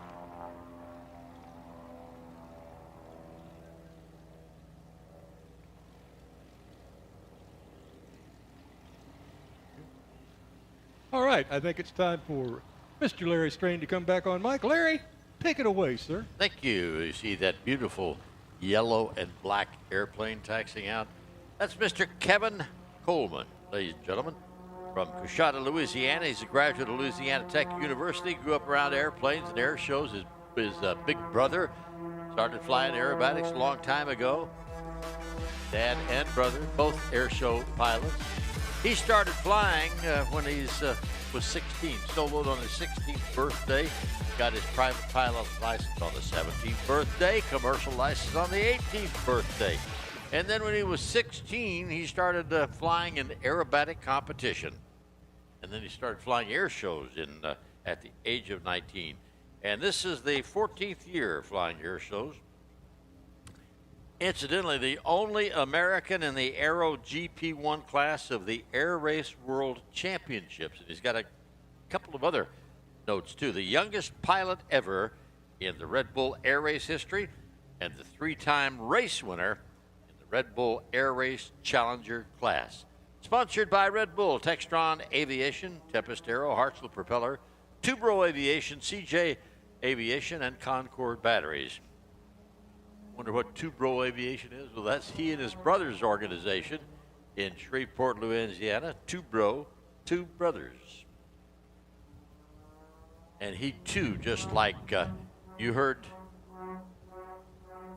Greg Koontz say, salute to our men and women of the United States military.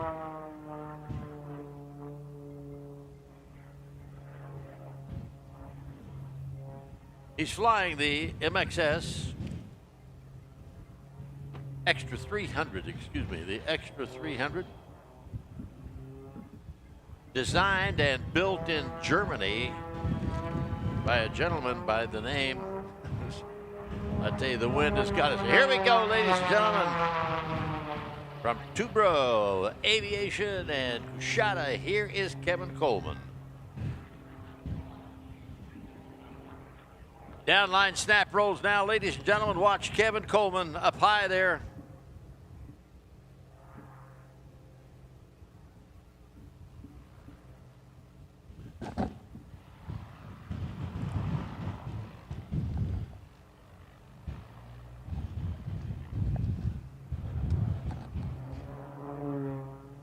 Hear the roar of that engine.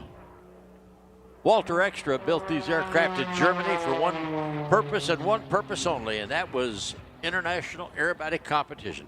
Watch now, Kevin, right down on the deck. Hard pull to the vertical.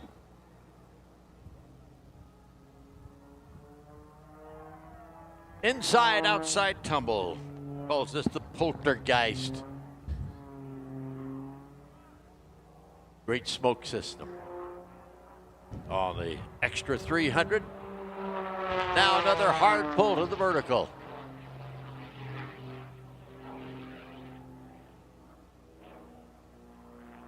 Causing that airplane to spin around its own axis.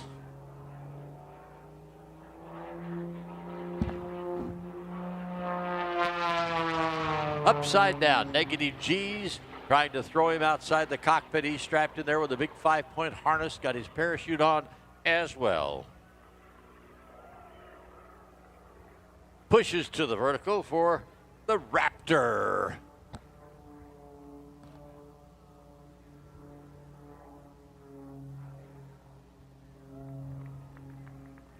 After a series of torque rolls up there, spins it off the top. Now watch, going to run out of airspeed. Pulls it through once and starts the spin. 1, 2 spins. And the inverted, once again, very, very difficult. Very hard on the body with those negative G's. Positive G's are all right. They push you down in the seat, but the negative G's are trying to throw you outside of the cockpit.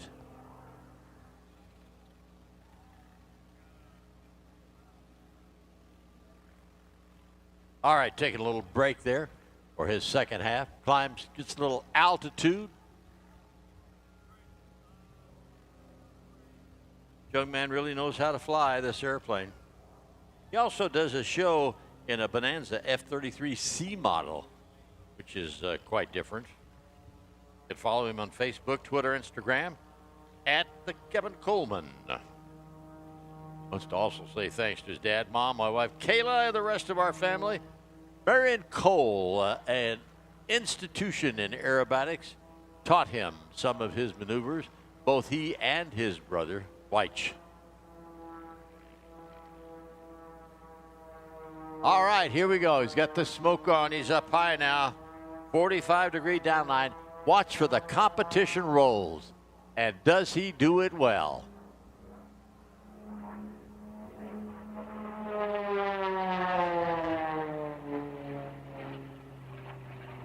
Up for the Superman. A knife edge spin. Into a flat spin. Look at the airplane tumble. Now we're no airspeed. Back on the stick. There comes the spin. Into the flat spin. Smoke is back on. Dives towards Mother Earth. Builds up the airspeed for what he calls the ultimate. Let's watch. Hard pull.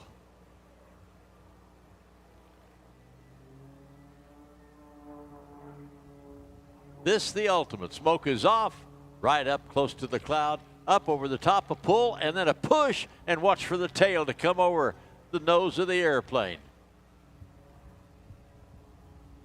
Upside down, spinning, flies out of it. Now watch him as he rolls back to the upright as he climbs to get into the upright position. That's the ultimate, ladies and gentlemen, from Mr. Kevin Coleman. This is called the Nicolator. I don't know how he names these things, but this is called the Nicolator. Series of aileron rolls. Now stops it up there in a hover momentarily, and then brings the nose back down.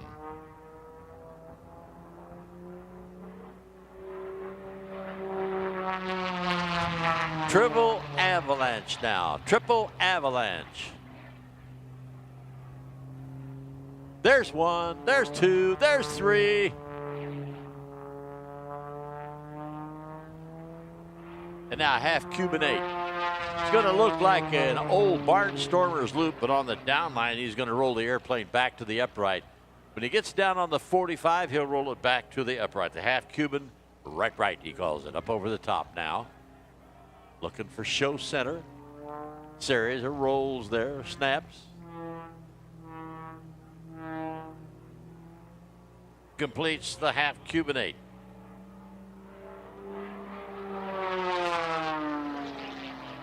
Next one is called the triple Covalanche. A quarter cloverleaf and then the avalanche. Watch now for Kevin Coleman and the extra 300. Up we go.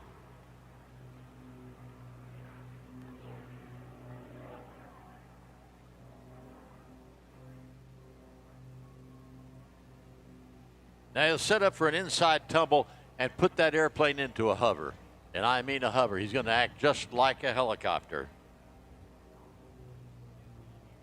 Calls it the Viper.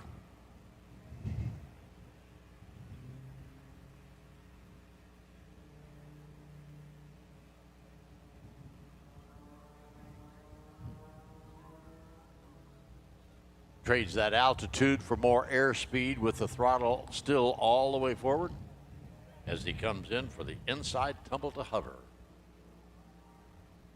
Oh, looks like he's... Nope.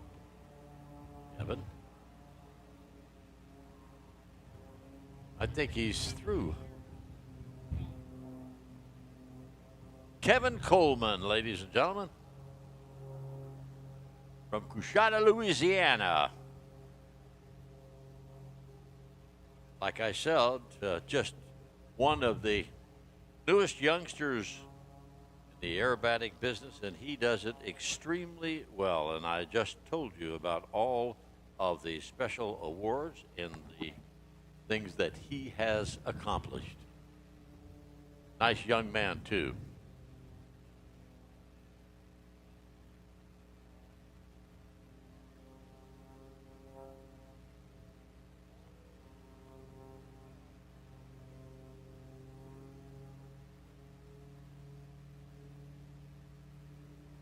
Ladies and gentlemen, you've heard of Michael Goulian. He doesn't fly an air show, he attacks it. Watch now as Mr. Rob Ryder describes the flight of Michael Goulian.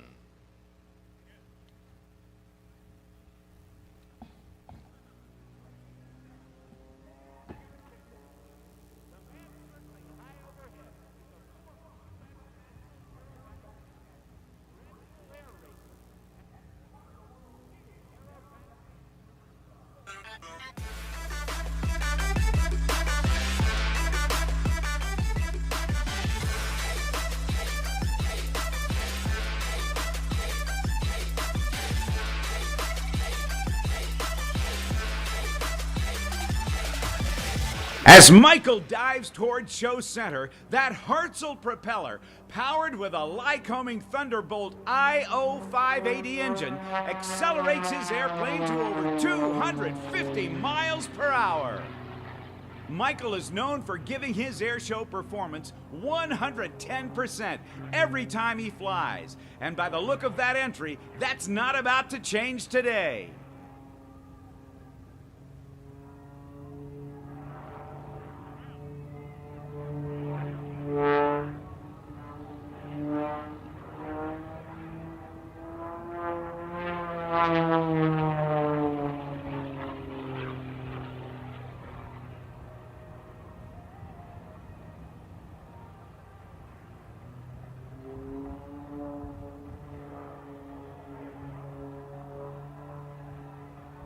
Oh yeah, Mikey G, get after it!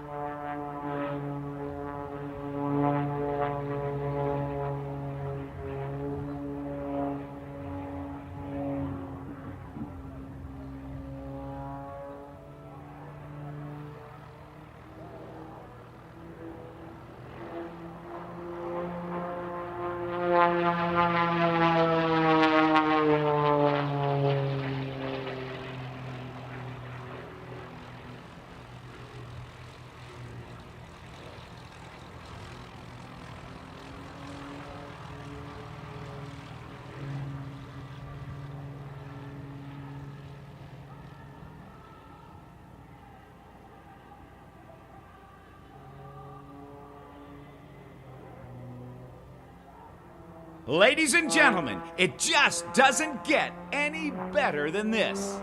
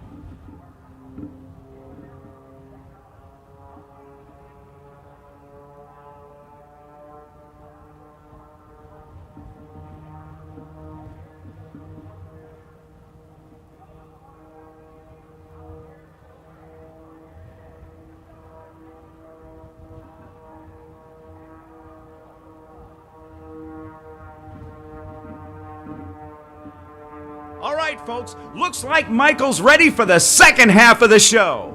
Okay, Mikey G, let's get it on!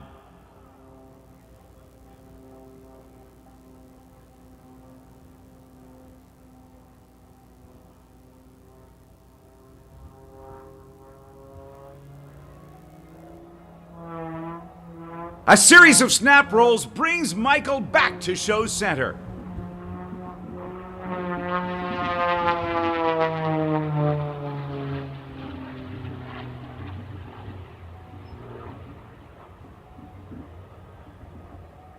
He sets up for the next maneuver. A long pull back around. Ready, hit it!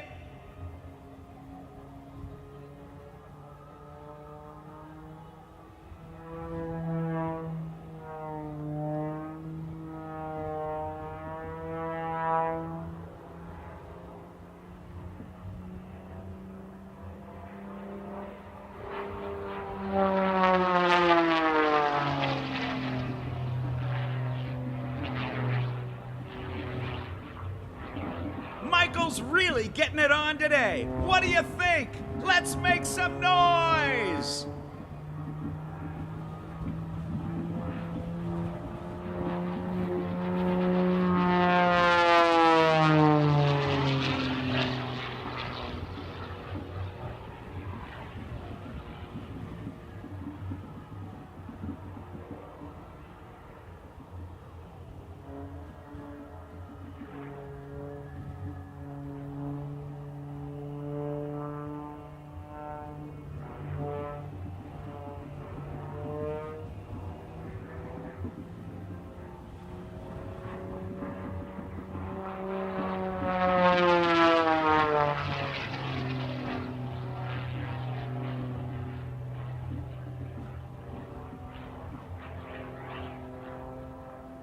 As an air show performer, Michael continues to redefine what is possible in the air.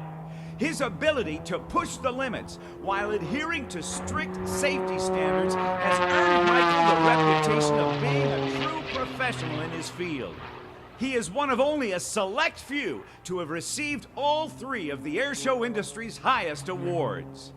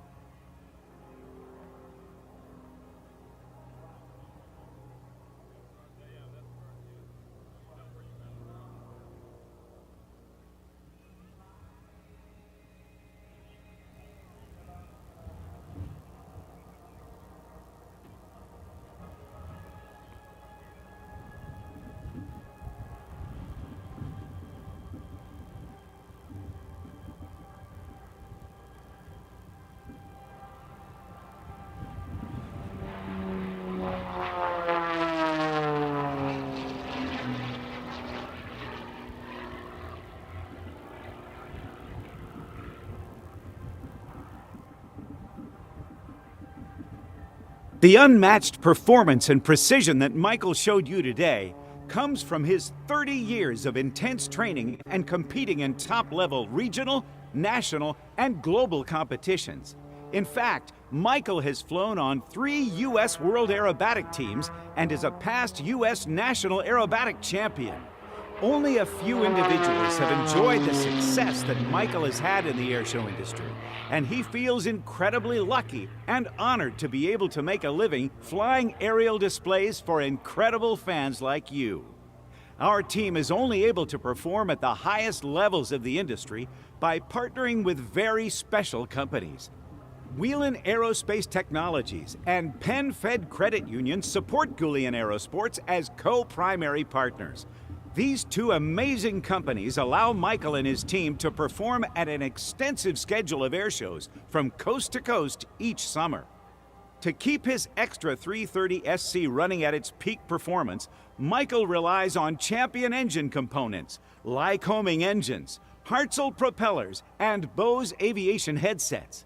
Michael also flies from show to show in a Cirrus SR-22, the amazing general aviation plane with a parachute. The Cirrus life allows Michael to be reunited with his family most Sunday evenings following a grueling airshow weekend.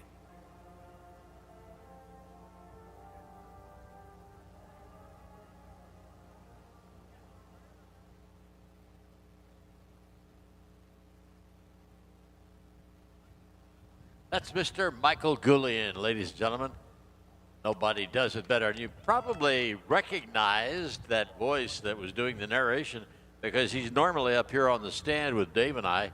And that's Rob Ryder, air show announcer par excellence.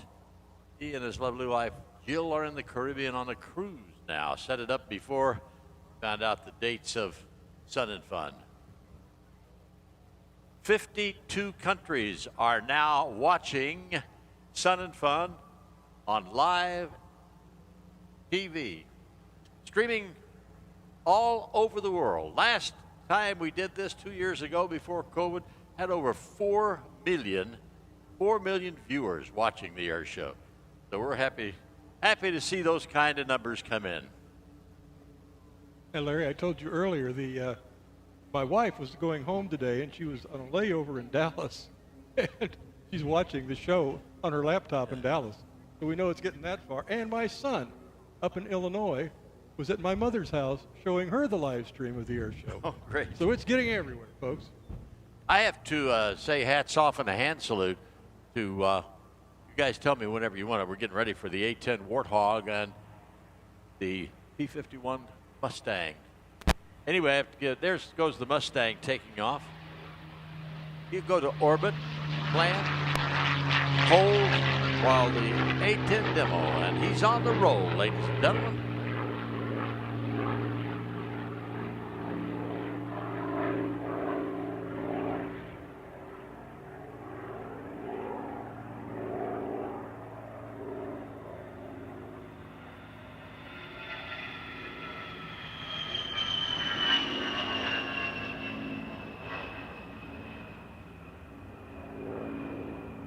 It's there.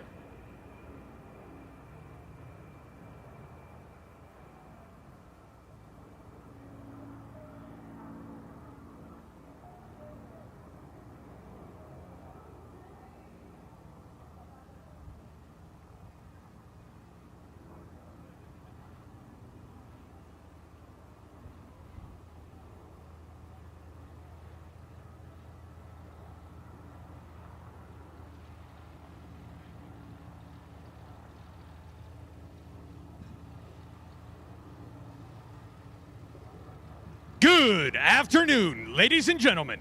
On behalf of the Commander of Air Combat Command, General Mark Kelly, and all the men and women of Air Combat Command, we would like to welcome you again to Sun and Fun.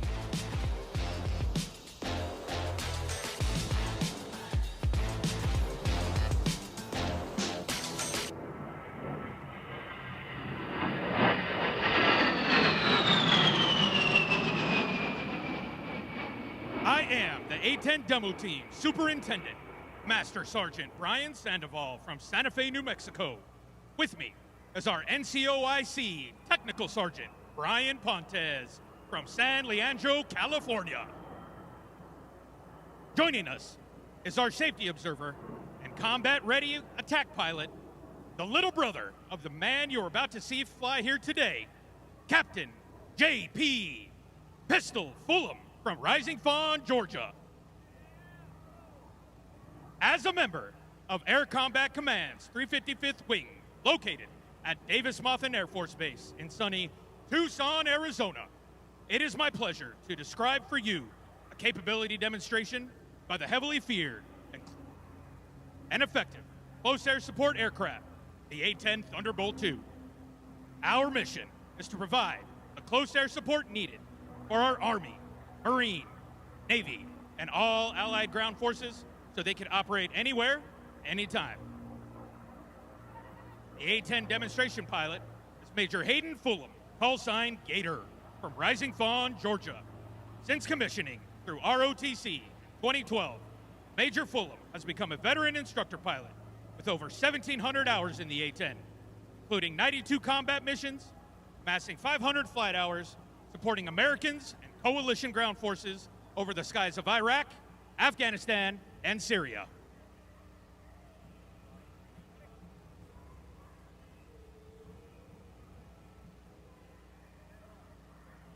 Because of its toughness, tenacity, and devastating good looks, the people who know it best, the pilots who fly it, and the service members who maintain it have all unofficially dubbed it the Warthog. Copy, Warthog inbound. There are still 170 A-10s in service today, operated by Air Combat Command, Pacific Air Forces, the Air National Guard, and the Air Force Reserves.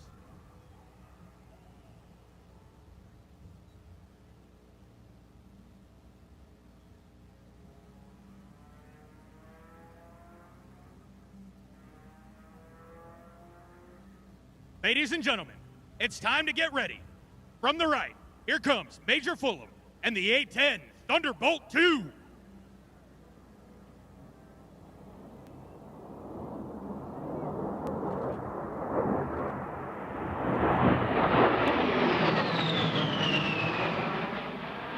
Major Fulham pulls back on the stick, slingshotting the A-10 straight into the vertical, showcasing the Hawk's power and maneuverability in all attitudes of flight.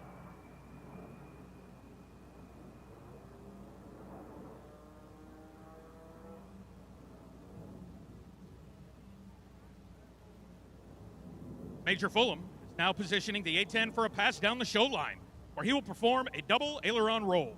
The Hawk's ailerons make up almost half the size of its wings, enabling it unparalleled controllability at slower speeds. From the left, Major Fulham and the Gator roll.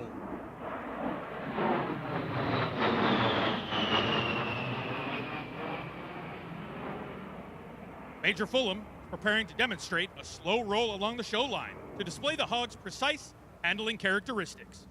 As he rolls, you will notice a Heritage jungle paint scheme inspired by the F-105 Thunder Chiefs operated by the 355th Tactical Fighter Wing during the Vietnam War. Known as the Thud, F-105s were the dominant attack aircraft during the conflict.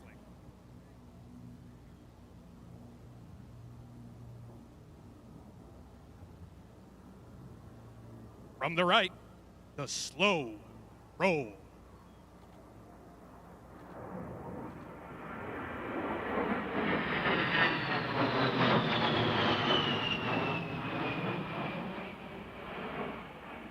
Major Fulham is now executing a classic aerobatic maneuver, the Cuban 8. It's the A-10's remarkable maneuverability that enables it to perform its close air support mission. Twisting and turning low over the battlefield, the Warthog can operate and deliver devastating firepower under a 1,000-foot ceiling.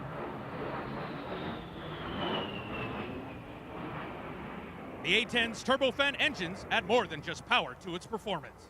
At just over 9,000 pounds of thrust each, they are capable of propelling the A-10 at a top speed of 450 knots. They are also much quieter than comparable engines, making the Warthog much harder to hear and aiding immensely in achieving tactical surprise.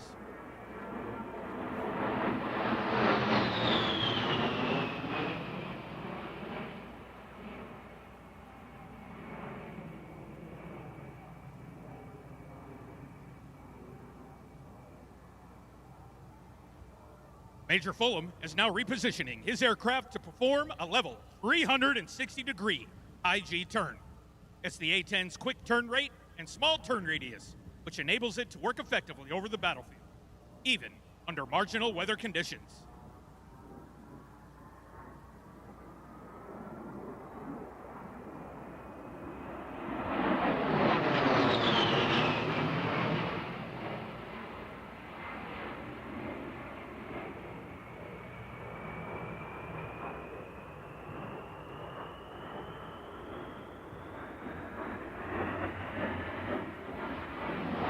Major Fulham completed that turn in only 1,400 feet. That is less the size of an average NASCAR racetrack, as well as over twice the speed of any driver. On the battlefield, this capability enables the Warthog to turn quickly and evade enemy air defenses. Major Fulham is now configuring his aircraft to demonstrate the A-10's slow-speed controllability at its final approach speed of 120 knots. Get your cameras ready. This slow-speed pass will give you a good chance to see the A-10's high bypass engines and unique tail design. These distinct features help mask the engine heat signature, aiding the pilot to defeat infrared missiles. Let's go to the cockpit of the A-10 and hear what Major Fulham has to say. Good afternoon, everybody. It's a great day to be flying at Sun and Fun. The A-10 demo team's proud to be here and showing off this awesome airplane for you. It's an honor and a privilege to be flying with you guys today. We hope everyone's having a great weekend out here in Florida. Attack.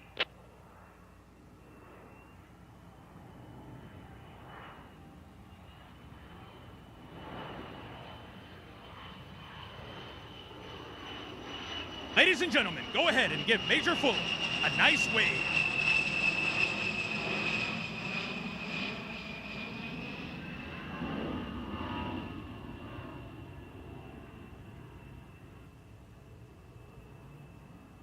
Don't put those cameras down yet.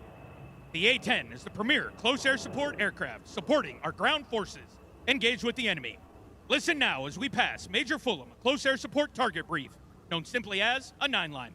This will demonstrate the Hog's ability to find, target, and engage enemy forces with the A-10's weapon of choice, the ground-pounding GAU-8 Avenger 30mm Gatling gun. Firing 70 rounds per second, its huge projectile delivers 7 times the destructive energy than the more conventional 20mm round. Third one, call ready 9-line. God's ready, send it. This will be a Cat 2 bomb on target. 1, 2, 3 from your hold. Elevation 140 feet. Enemy personnel in the open at show center. No mark. Friendly south 150 meters. Egress back to your hold. Roll marks restrictions. West to east with guns. Ready, read back. Good one, reach back 140 feet at show center. West to east with guns. Third one, good read back. Which one ready? Third one, IP bound.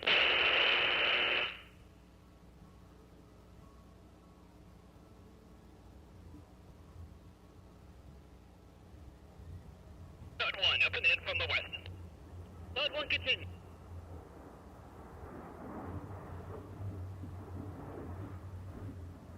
Third one, clear it hot. Copy, clear it hot.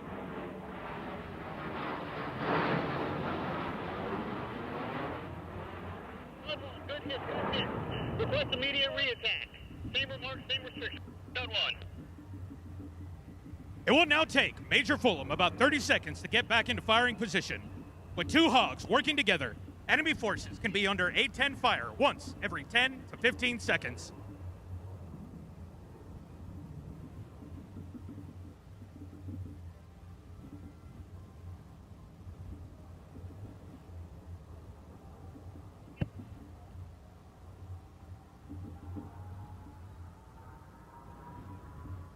Third one, in from the east.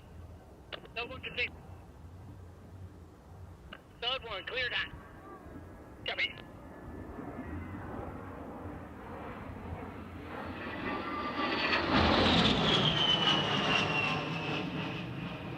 Major Fulham is now climbing up for his final attack, where he will simulate dropping a 500-pound bomb. These general-purpose bombs are useful for cratering airfields or destroying buildings, aiding versatility to the Hog's arsenal of weapons.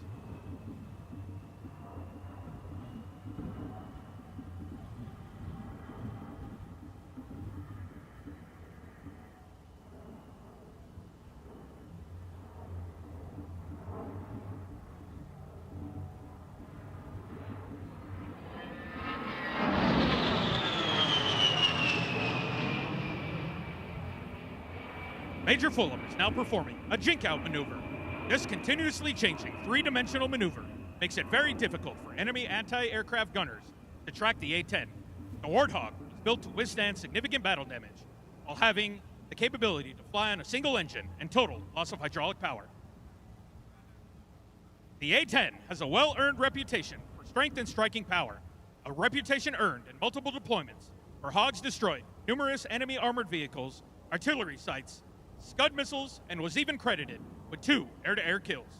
Today, the upgraded A-10C continues to set the standard for supporting Allied forces in today's fight. Now, from the right, Major Fulham and a 4-point roll.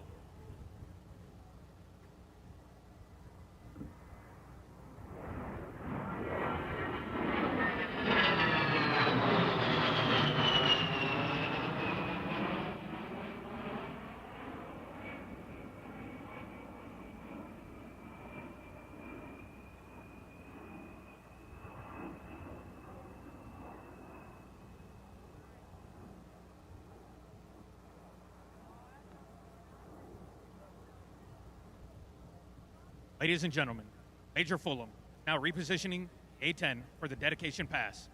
We would like to dedicate this pass to the men and women of the armed forces, their families, and all veterans in attendance today. Our heritage paint scheme is in remembrance of those prisoners of war missing in action, and ultimately 1,584 service members who have still not returned home to Southeast Asia. From behind, and to your right, A-10 Demo proudly presents the dedication pass.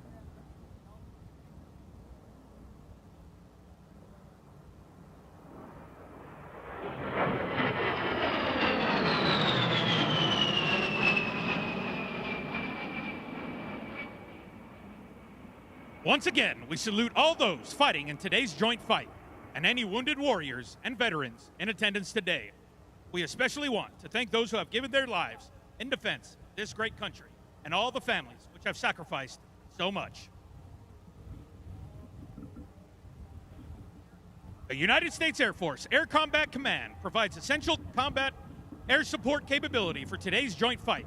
The A-10 has consistently demonstrated its ability to fly more than 4 sorties per day.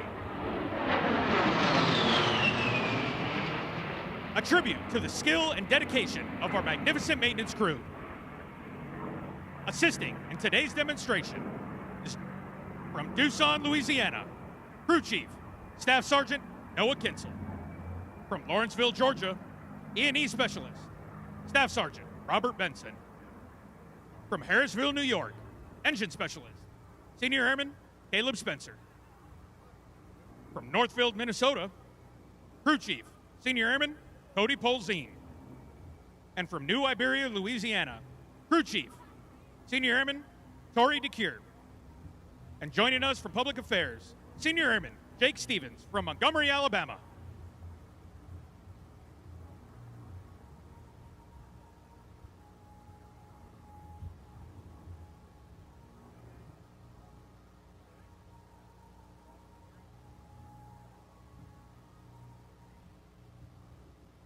Ladies and gentlemen, I would like to take a moment to describe the unique history of what you're about to watch. In 1997, leaders of Air Combat Command assembled a select group of retired military and civilian performers to celebrate the 50th anniversary of the United States Air Force. From this gathering was born the Heritage Flight.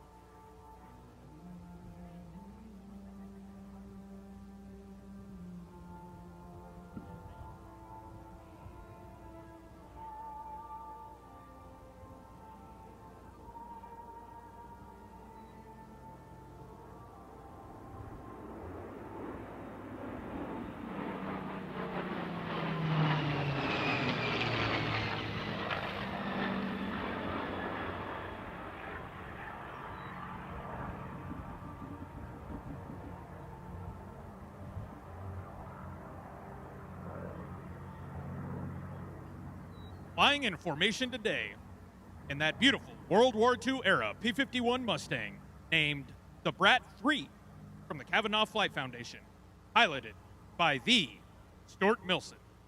And in the United States Air Force A-10, piloted by Major Hayden Gator Fulham.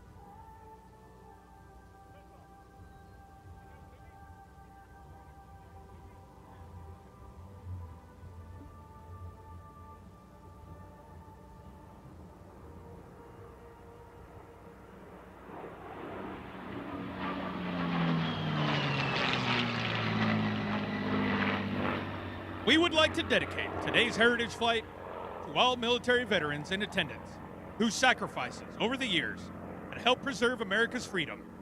We hope you enjoy watching this rare formation, classic and current United States Air Force aircraft on a journey from heritage to horizons.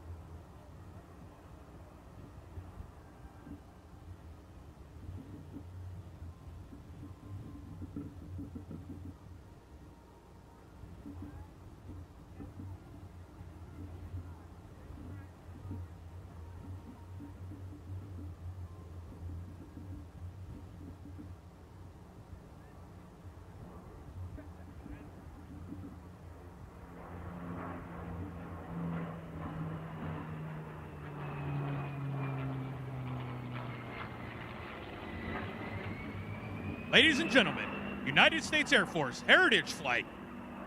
We hope you have enjoyed watching and taking pride in this rare display of more than 70 years of air power heritage.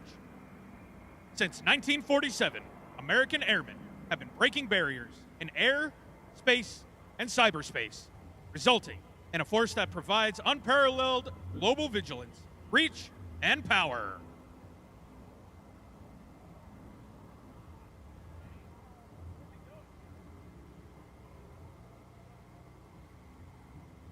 Ladies and gentlemen, it looks like Major Fulham in that A-10C is making one more pass. A pitch out.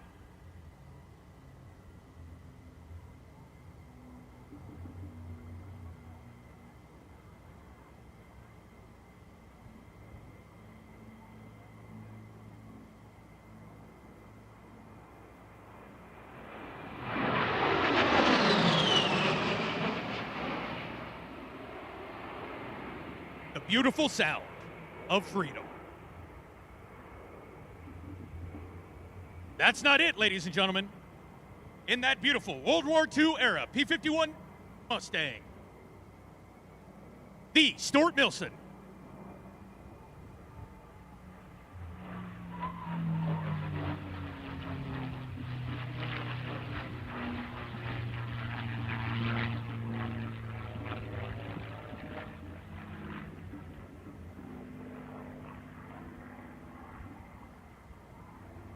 As proud members of an all-volunteer Air Force, we hope our performance has inspired you to serve your country alongside the professional men and women you see here in action here today.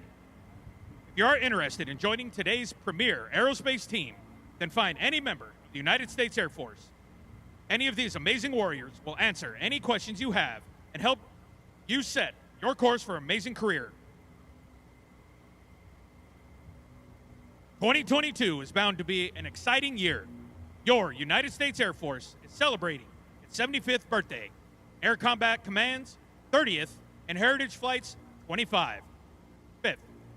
These milestones reflect a proud heritage, a tradition of honor, and a legacy of valor.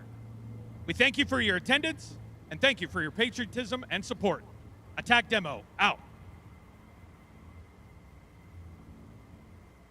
Ladies and gentlemen, the A-10 Warthog and the P-51D Mustang and the beautiful Heritage Flight.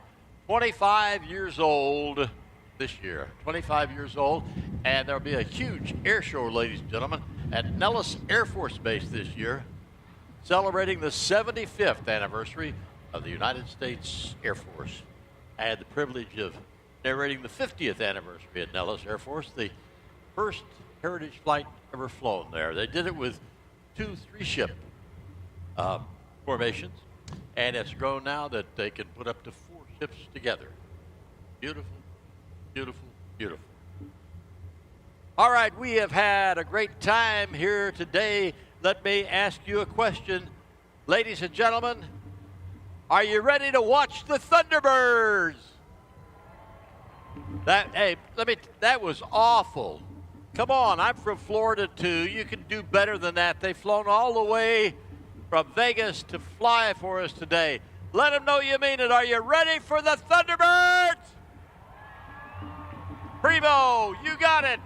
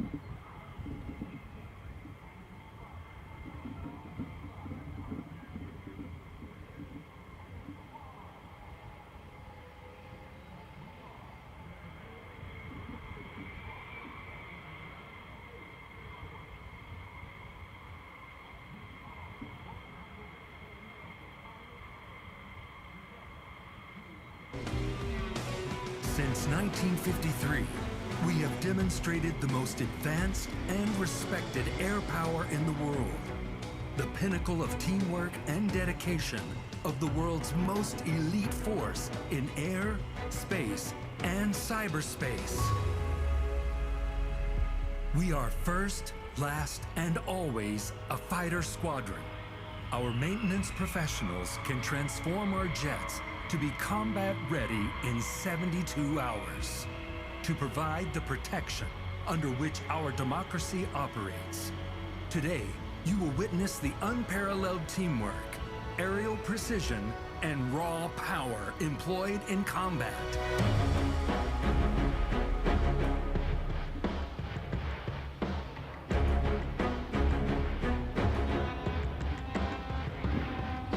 Good afternoon, ladies and gentlemen. I am Major Jake M. Pellizzari, Thunderbird 8, the team's advanced pilot and narrator from Cincinnati, Ohio.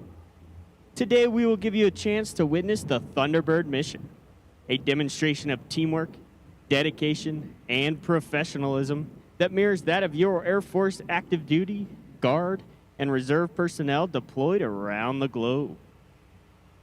Right now, the pilots are taxiing to the end of the runway, completing some pre-flight checks, and once they are ready, they will take to the skies. Soon you will hear Thunderbird 1 command the pilots to run up their engines as they accelerate down the runway from your right to your left. As the planes lift off and begin their climb, watch for our slot pilot, Major Zane Taylor. He'll move quickly from the right wing into the slot position to form the famous Thunderbird Diamond.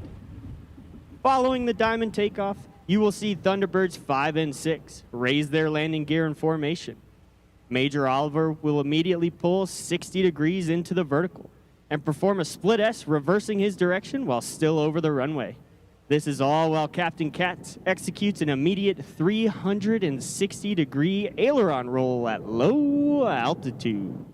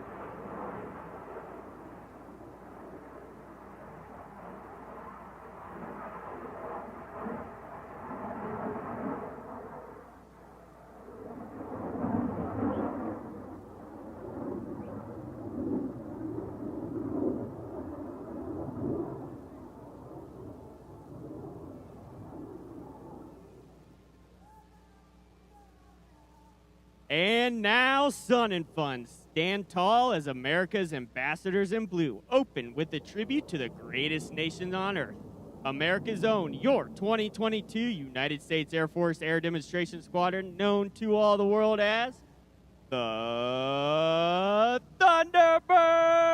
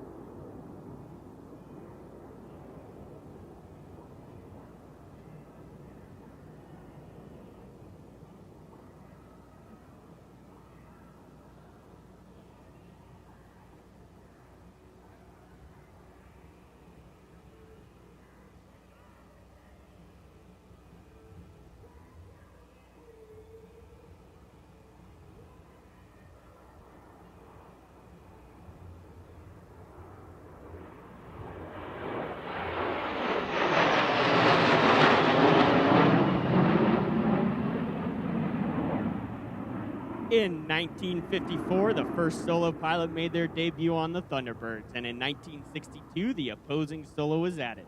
Now check 6 and welcome our current solo pilots, Thunderbird 5, Major Kyle Oliver, and Thunderbird 6, Captain Daniel Katz, as they approach from behind and overhead to execute the ever-inspiring crossover break.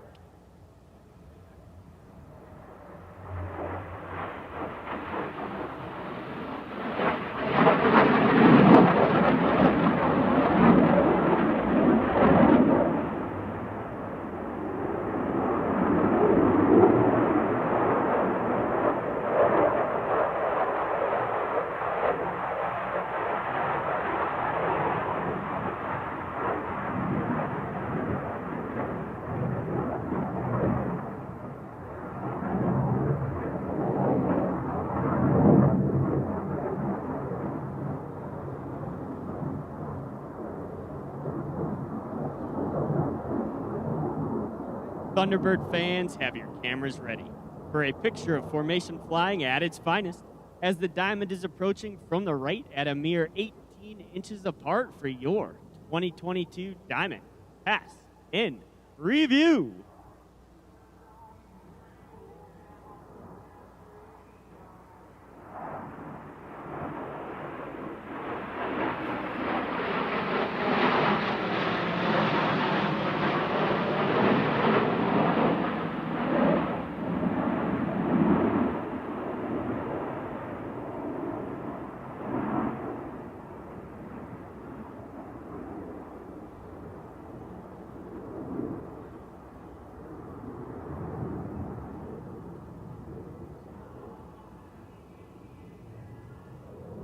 Now watch from your left as Thunderbird 5 displays the historic Thunderbird emblem on the bottom of his aircraft with a knife edge pass.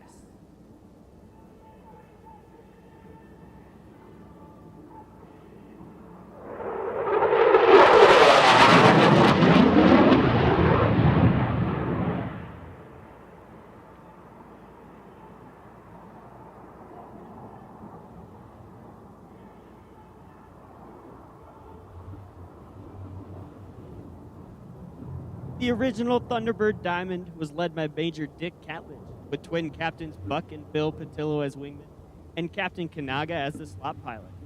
Now look in front and to your left as the current Thunderbird Diamond maintains precise formation position in the Diamond Roll.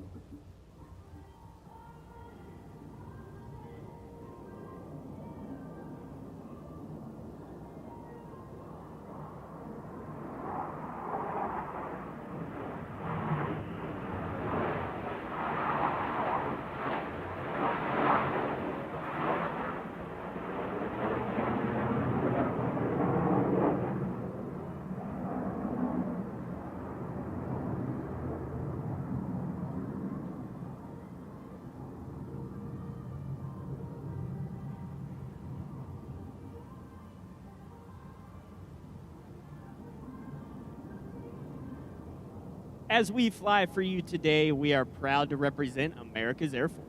We are the most lethal Air Force on the planet. Now look back and to your right and find Thunderbirds 5 and 6 for their trademark Calypso Pass.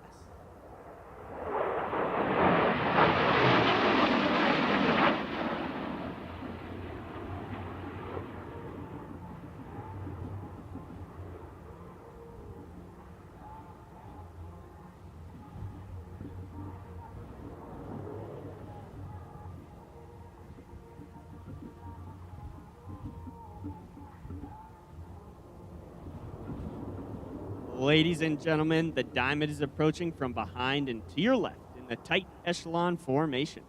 Watch as 1 becomes 4 with the echelon pass in review.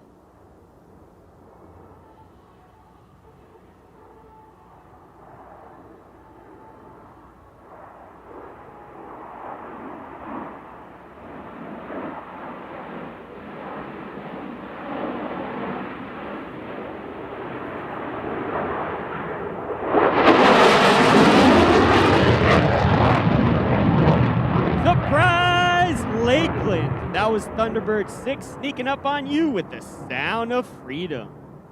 Now from your left, watch as our lead solo, Major Oliver, maintains level flight while performing the challenging slow roll.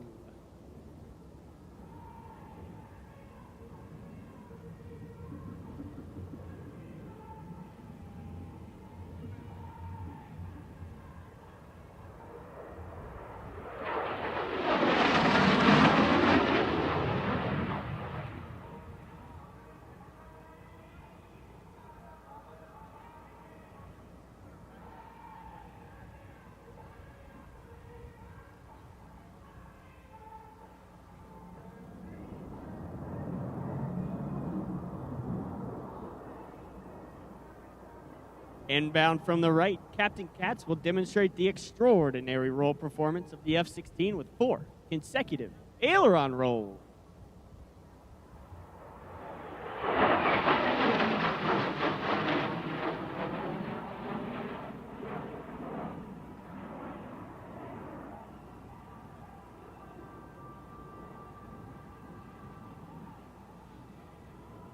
The Diamond is now approaching from the right. This is a rare opportunity to go inside the cockpit of Thunderbird 1 as Lieutenant Colonel Elliott calls for the 4 Diamond pilots to perform simultaneous aileron rolls in close formation.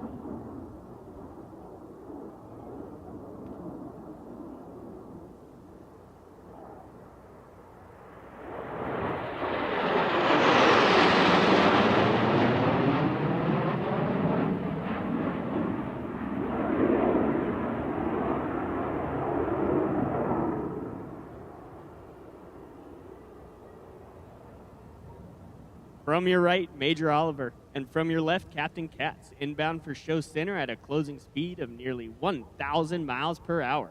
Before passing, they'll bank sharply, narrowly avoiding each other for the opposing knife edge pass.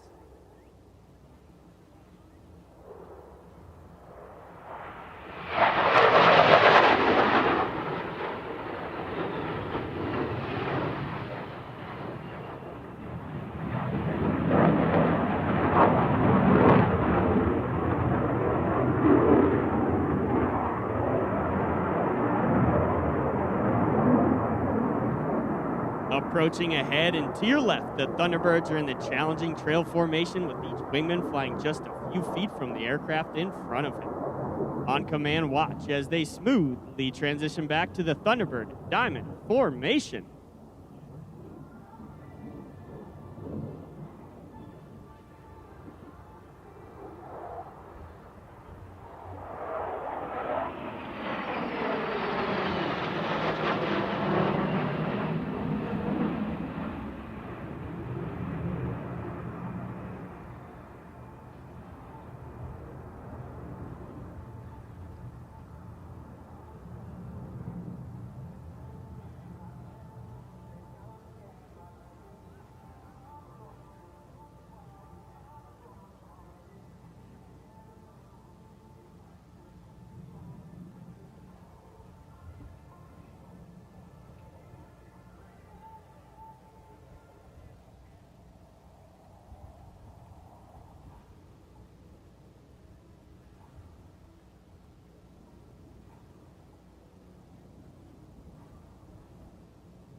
Ladies and gentlemen, one of our aircraft has experienced a minor malfunction while airborne.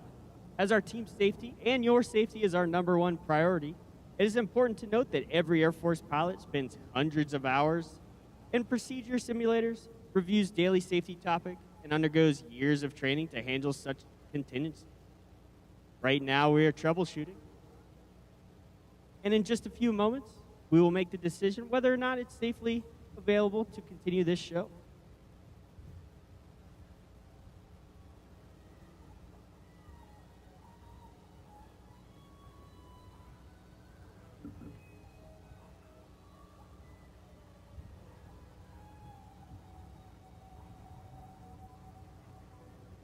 Ladies and gentlemen, our pilots have deemed that your safety is important and our safety is important.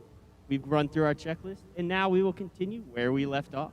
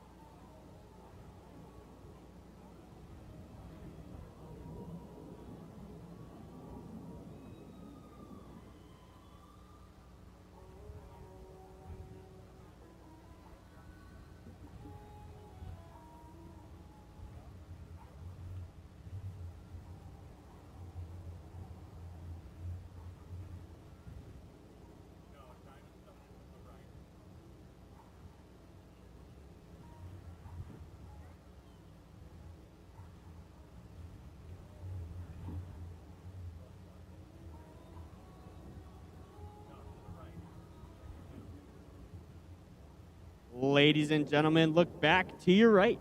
It's the Diamond. Gear down, flaps down. Above them in hot pursuit, look for smoke. That's Major Oliver, closing in on the Diamond at over 500 miles per hour. Watch as he maneuvers his F-16 to intercept and overtake the Diamond directly in front of you.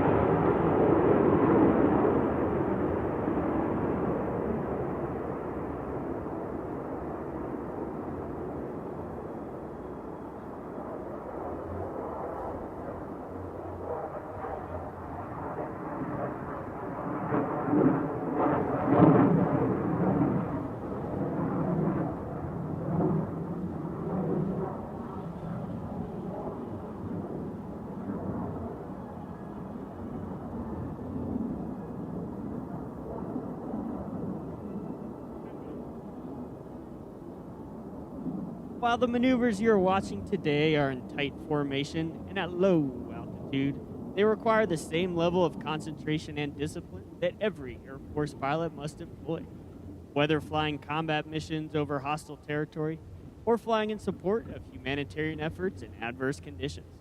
Now watch as Thunderbird 5 completes his rejoin with the Diamond to form the low bomb burst.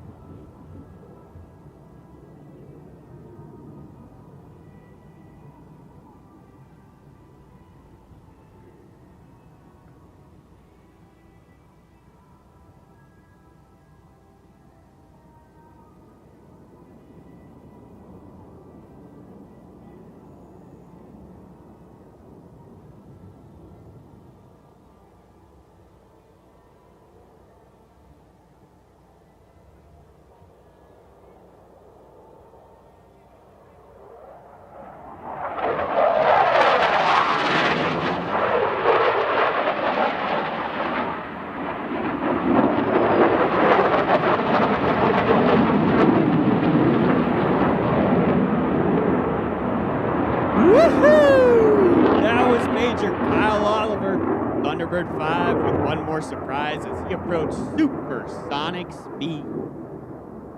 While supersonic speeds are critical in chasing down the enemy, low speed handling is just as important in aerial combat. Watch from the right as our California native Captain Katz goes from low and slow to a full afterburner muscle climb.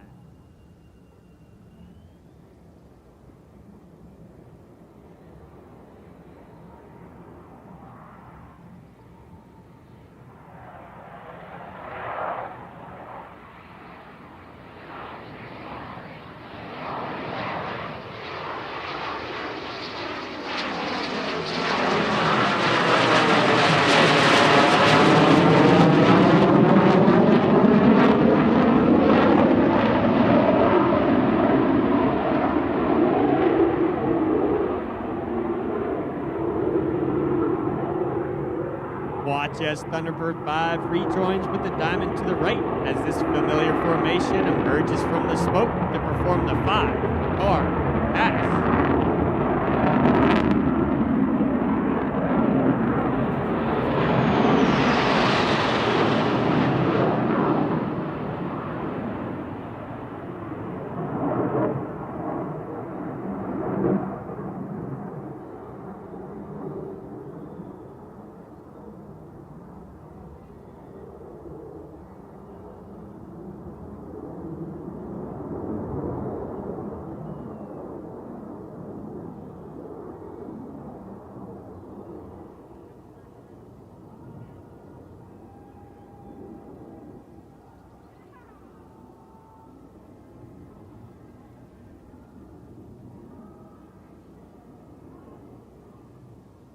Now, from your left, Captain Katz will demonstrate the exceptional climbing performance of the F-16 as he climbs 3 miles straight up.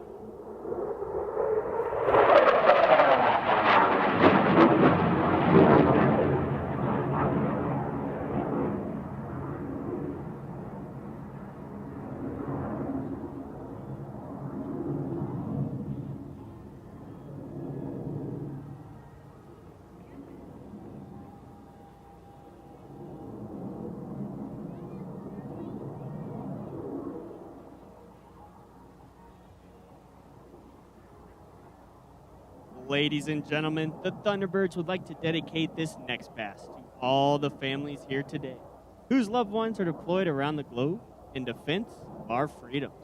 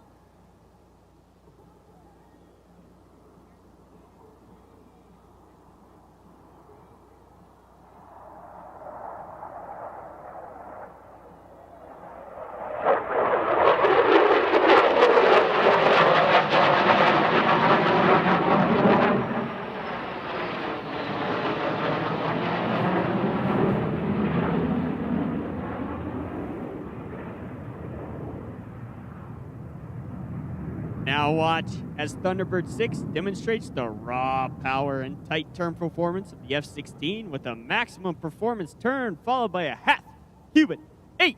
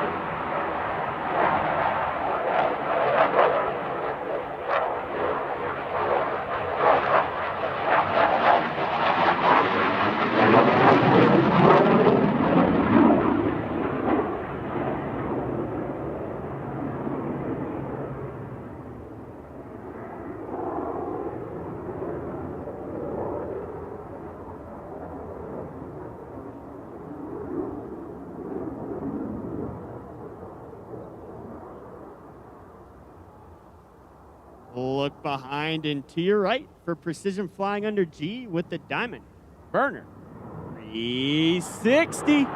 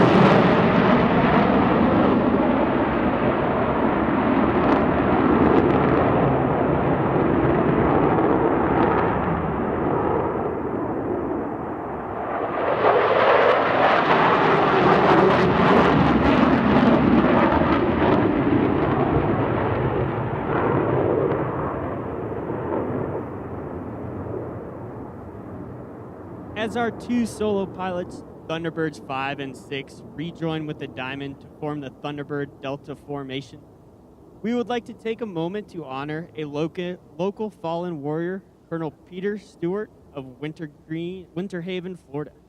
Assigned to the 8th Tactical Fighter Wing at Ubon Airfield, Thailand, he passed away March 15, 1966, when his aircraft went missing during a reconnaissance mission near Dien Bien Phu, North Vietnam.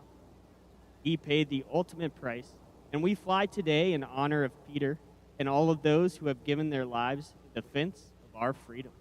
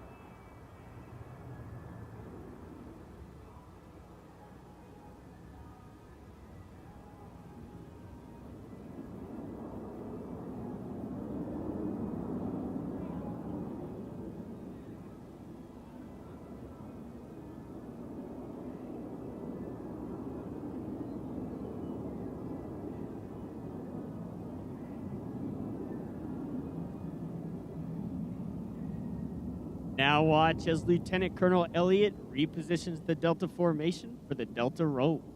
As you take time to watch the precision required to maneuver 6 F-16s as one formation, let that serve as a reminder of not just the team, but also the dedication and commitment that makes our team and the United States Air Force the most capable and credible force on the planet.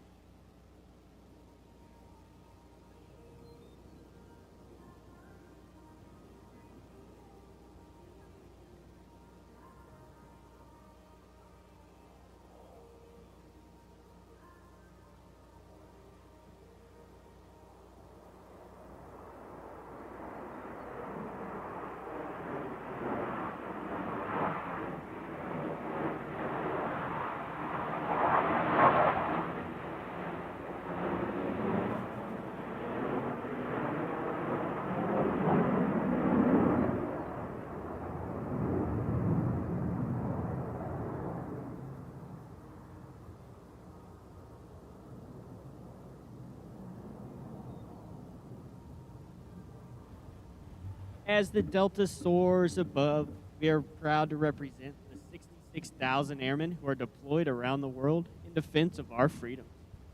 While our airmen, guardians, soldiers, sailors, posties, and Marines risk their lives every day to fight for our democracy, it is the families that stay behind who are the silent heroes of our military. Their sacrifices do not go unrecognized. We thank every mom, dad, husband, wife, son, and daughter who support their deployed military member each day while they fight to keep our own country free.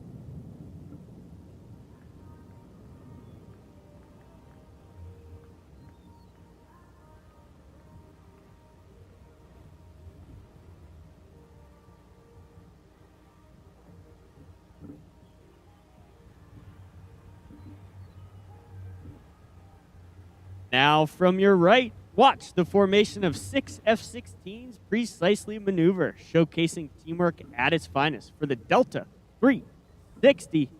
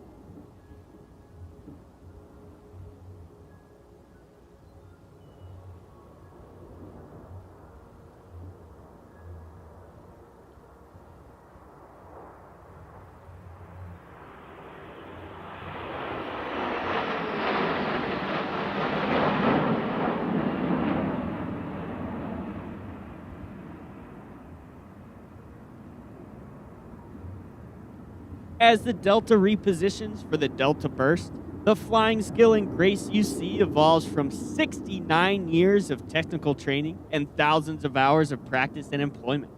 Every airman who wears the Thunderbird uniform is a military member first, highly trained in a professional Air Force skill. As Airmen First, Thunderbirds use years of on-the-job training to provide consistent and credible global vigilance, global reach, and global power, giving a critical edge to today's joint warfighting and coalition teams.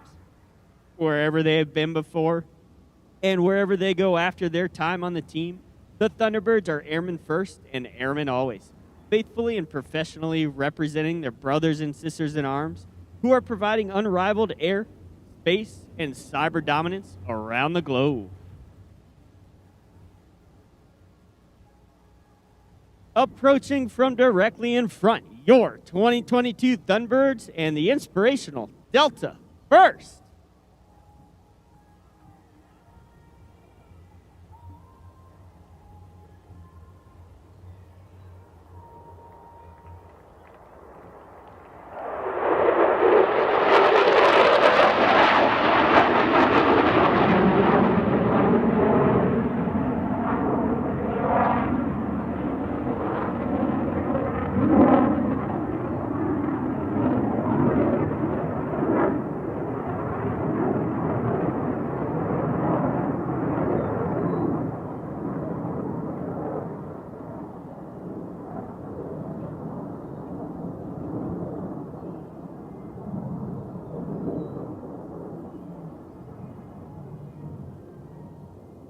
Our solo pilots are once again inbound for a high-speed head-on pass. As they cross at show center, watch for them to climb sharply, then reverse course in a split-S maneuver to cross again with a knife-edge pass. Let's go inside the cockpit and listen as they execute this breathtaking maneuver.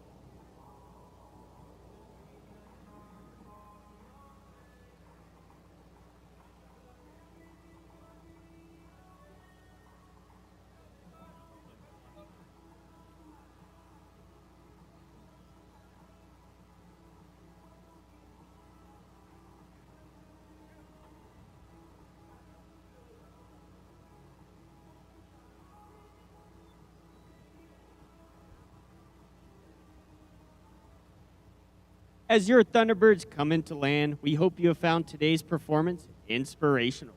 It is the culmination of hundreds of hours of training and preparation, representing the unparalleled devotion to duty of every combat airman in your Air Force. We encourage those young people in the audience today to dream big, choose integrity, to serve their communities and families, and surround themselves with excellence. All of us here on the Thunderbird family would like to thank you for your continued support of the United States military and the Air Force. It has been our great honor to represent America's airmen with our performance today. The Thunderbird officers and enlisted representatives are planning on coming forward to sign some autographs and talk about the great opportunities that exist in today's Air Force. This will take place right here along the crowd line next to the Air Boss stand. We hope you'll stick around. Give us the opportunity to meet you, sign some autographs, take some selfies, and let us answer any questions that you might have about serving this great nation. Please visit us at airforce.com/Thunderbirds or follow us on any of the social media platforms, Facebook, Instagram, YouTube, and Twitter at AF Thunderbird.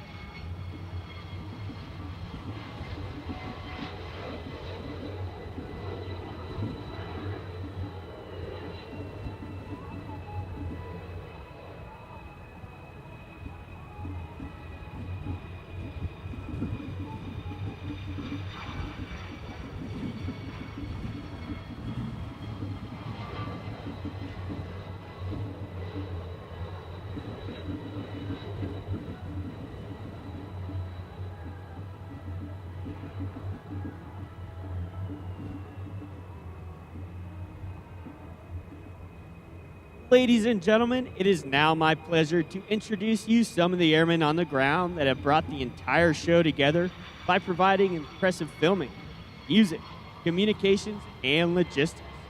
Located right here at our communications trailer, otherwise known as Judy, please help me recognize our Chief Enlisted Manager from Sumter, South Carolina, Chief Master Sergeant Timothy Johnson. Our Squadron First Sergeant from Hampton, Virginia, Master Sergeant Terrace Lee. Our Operations Flight Chief, the birthday boy from San Antonio, Texas, Master Sergeant Roger Ramos. Our Section Chief of Thunderbird Communications from Riverside, California, Tech Sergeant Tierra Pippins. Our NCOIC of Thunderbird Radio Frequency Transmission from Manchester, New Hampshire, Staff Sergeant Jordan Petro. Flight Chief of Thunderbird Airlift Operations and Note Specialist from Coopers Cove, Texas, Master Sergeant Jerry Batalon. Our Unit Training Manager and DJ for today from Misawa, Japan, Tech Sergeant Yuka Hariyama. Our Assistant NCOIC of Computer Systems Administration and providing shine for today's show from Huntington Beach, California, Tech Sergeant Kyle DeWald. Our NCOIC of the Commander Support Staff and videographer from Melissa, Texas, Staff Sergeant Matthew Toole. Our Resource Advisor and providing timing for our show from Columbus, Georgia, Master Sergeant Rami Batter.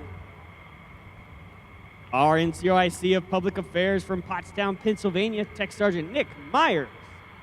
Our NCOIC of Command Information from San Diego, California, Staff Sergeant Andrew Sarver. Our Thunderbird photographer from Killeen, Texas, Staff Sergeant Brianna Diaz. Our Aircrew Flight Equipment Shift Lead from Colorado Springs, Colorado, Staff Sergeant Brandon Butler. And our Aircrew Flight Equipment Shift Lead from Tallahassee, Florida, Staff Sergeant Deanna Quijada. As you've witnessed, the precise execution of our demonstration requires unparalleled dedication from all of our 130 airmen, each possessing refined skills and distinctive abilities. The unique backgrounds of our team members represents the rich diversity of our nation and is the key today to making today's demonstration a success.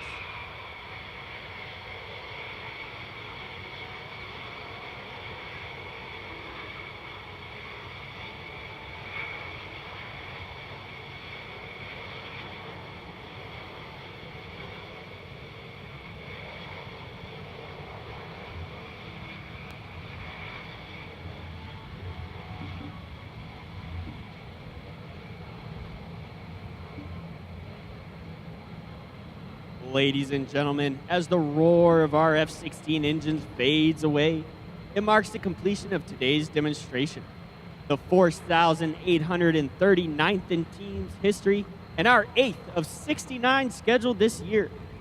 We are pleased to have flown for you today and to showcase the quality in action and pride in performance that has been the foundation of the United States Air Force for over 70 years. This year is extra special as it marks the 75th anniversary of your United States Air Force. Happy birthday, Air Force. It takes more than just superb flying ability to accomplish the Thunderbird mission. It takes outstanding support, including 130 of the finest enlisted members of your United States Air Force, and 6 additional officers, including Thunderbird 7, our operations officer from Spring Grove, Pennsylvania, Major Ryan Yingling. Thunderbird 8, that's me, our advanced pilot and narrator from Cincinnati, Ohio, Major Jake Pellizzeri. Thunderbird 9, our flight surgeon from Mountain City, Tennessee, Captain Travis Reinstadt. Thunderbird 10, our executive officer from Wildwood, Missouri, Captain Katie Morecamp. Thunderbird 11, our maintenance officer from Levittown, Pennsylvania, Major Bobby Hula. And Thunderbird 12, our public affairs officer from Clifton Park, New York, Captain Katie Honer. And now, ladies and gentlemen, your demonstration pilots for the 2022 Thunderbird team. Thunderbird 1, the team's commander and leader from Houston, Texas, Lieutenant Colonel Justin Elliott. Thunderbird 2, the left wing from Cerritos, California, Major Ian Lee. Thunderbird 3, the right wing from Stillwater, Minnesota, Major Lauren Schlitting. Thunderbird 4, the slot from Orlando, Florida, Major Zane Taylor. Thunderbird 5, the lead solo from Beaver Creek, Ohio, Major Kyle Oliver. And Thunderbird 6, the opposing solo from Los Angeles, California, Captain Daniel Katz. The Thunderbirds thank you for letting us perform for you here in the great state of Florida. Now it is my pleasure to hand the mic back to the voice of Sun and Fun, Mr. Larry Strain. Thank you, Larry. Primo. Great job. Appreciate it very much. Had a good time today. Well, that wraps it for the flying for today. That's a joke. Because Dave Keim, you're going to head up what's happening tonight and tell them exactly what's going to happen. It's not over. Wait, there's more. And this is it. There's a night show tonight, ladies and gentlemen. And in that night show, some of the best night performers around. Lee Louderback in the P-51. Greg Collier at T-33. Kyle Fowler in a Velocity. Jeff Boerboon in that wonderful Yak 110. AeroShell, Air Beyond Deck. Paradigm Parachutes. Manfred Radius in the Solto sailplane. SOCOM parachute jumpers. Nathan Hammond with some of the most extreme pyro you're going to see on an airplane. Drones and fireworks. So there we go. All right, thank you very much. Appreciate it. We want to thank Brittany Nielsen being with us for the first time here at Sun and Fun. Thank you for being here, dear. Larry, thank you so much. It is truly an honor to share the stage with some amazing experts. So it's been a great time here at Sun and Fun. Stick around for the night air show. You will not want to miss what we have coming up. This year, again, we have Stephanie Strickland. Can't say enough about this lady. She does such interesting interviews, finds great people, great things to talk about. What happened today? For folks who missed it or want to catch up later, you can definitely check out our channels on Sun and Fun. You can find the broadcast on YouTube as well as on the LiveAirShowTV page as well. So you can pick your poison there, so to speak. We had a great day. We talked to the Rhino demo team. You know, Plattles, the pilot who you saw fly today, is a local guy, born and raised right here. So happy to be flying in front of the hometown crowd. We also talked to Laura Humphreys, the flying princess, who wrote a book called You Look Like Me. Not to mention having an opportunity to talk to some of our local sponsors. For example, Tyler Tentbrink with Piedmont Airlines about the incredible financial incentives that they are offering aspiring pilots and mechanics. We're talking tens of thousands of dollars on the table here for folks to come join this incredible industry in one way, shape, or form or the other. So it was a really great day. I'm just honored to be up here and share the stage with you guys. And again, for those of you who are watching us, you can check out this information on our Sun and Fun and LiveAirShowTV YouTube pages. Thank you. Yeah. I just want to say a hats off and a hand salute to the entire LiveAirShowTV production crew, the directors, the graphic people, the cameraman, all those down in the truck did a great job. 2 years ago we did this and we had 41 million visitors as we live streamed it. Today we had over 60 countries, 60 countries watching us. So on behalf of all of those here at Sun and Fun, the volunteers, the team up here, and LiveAirShowTV, so long.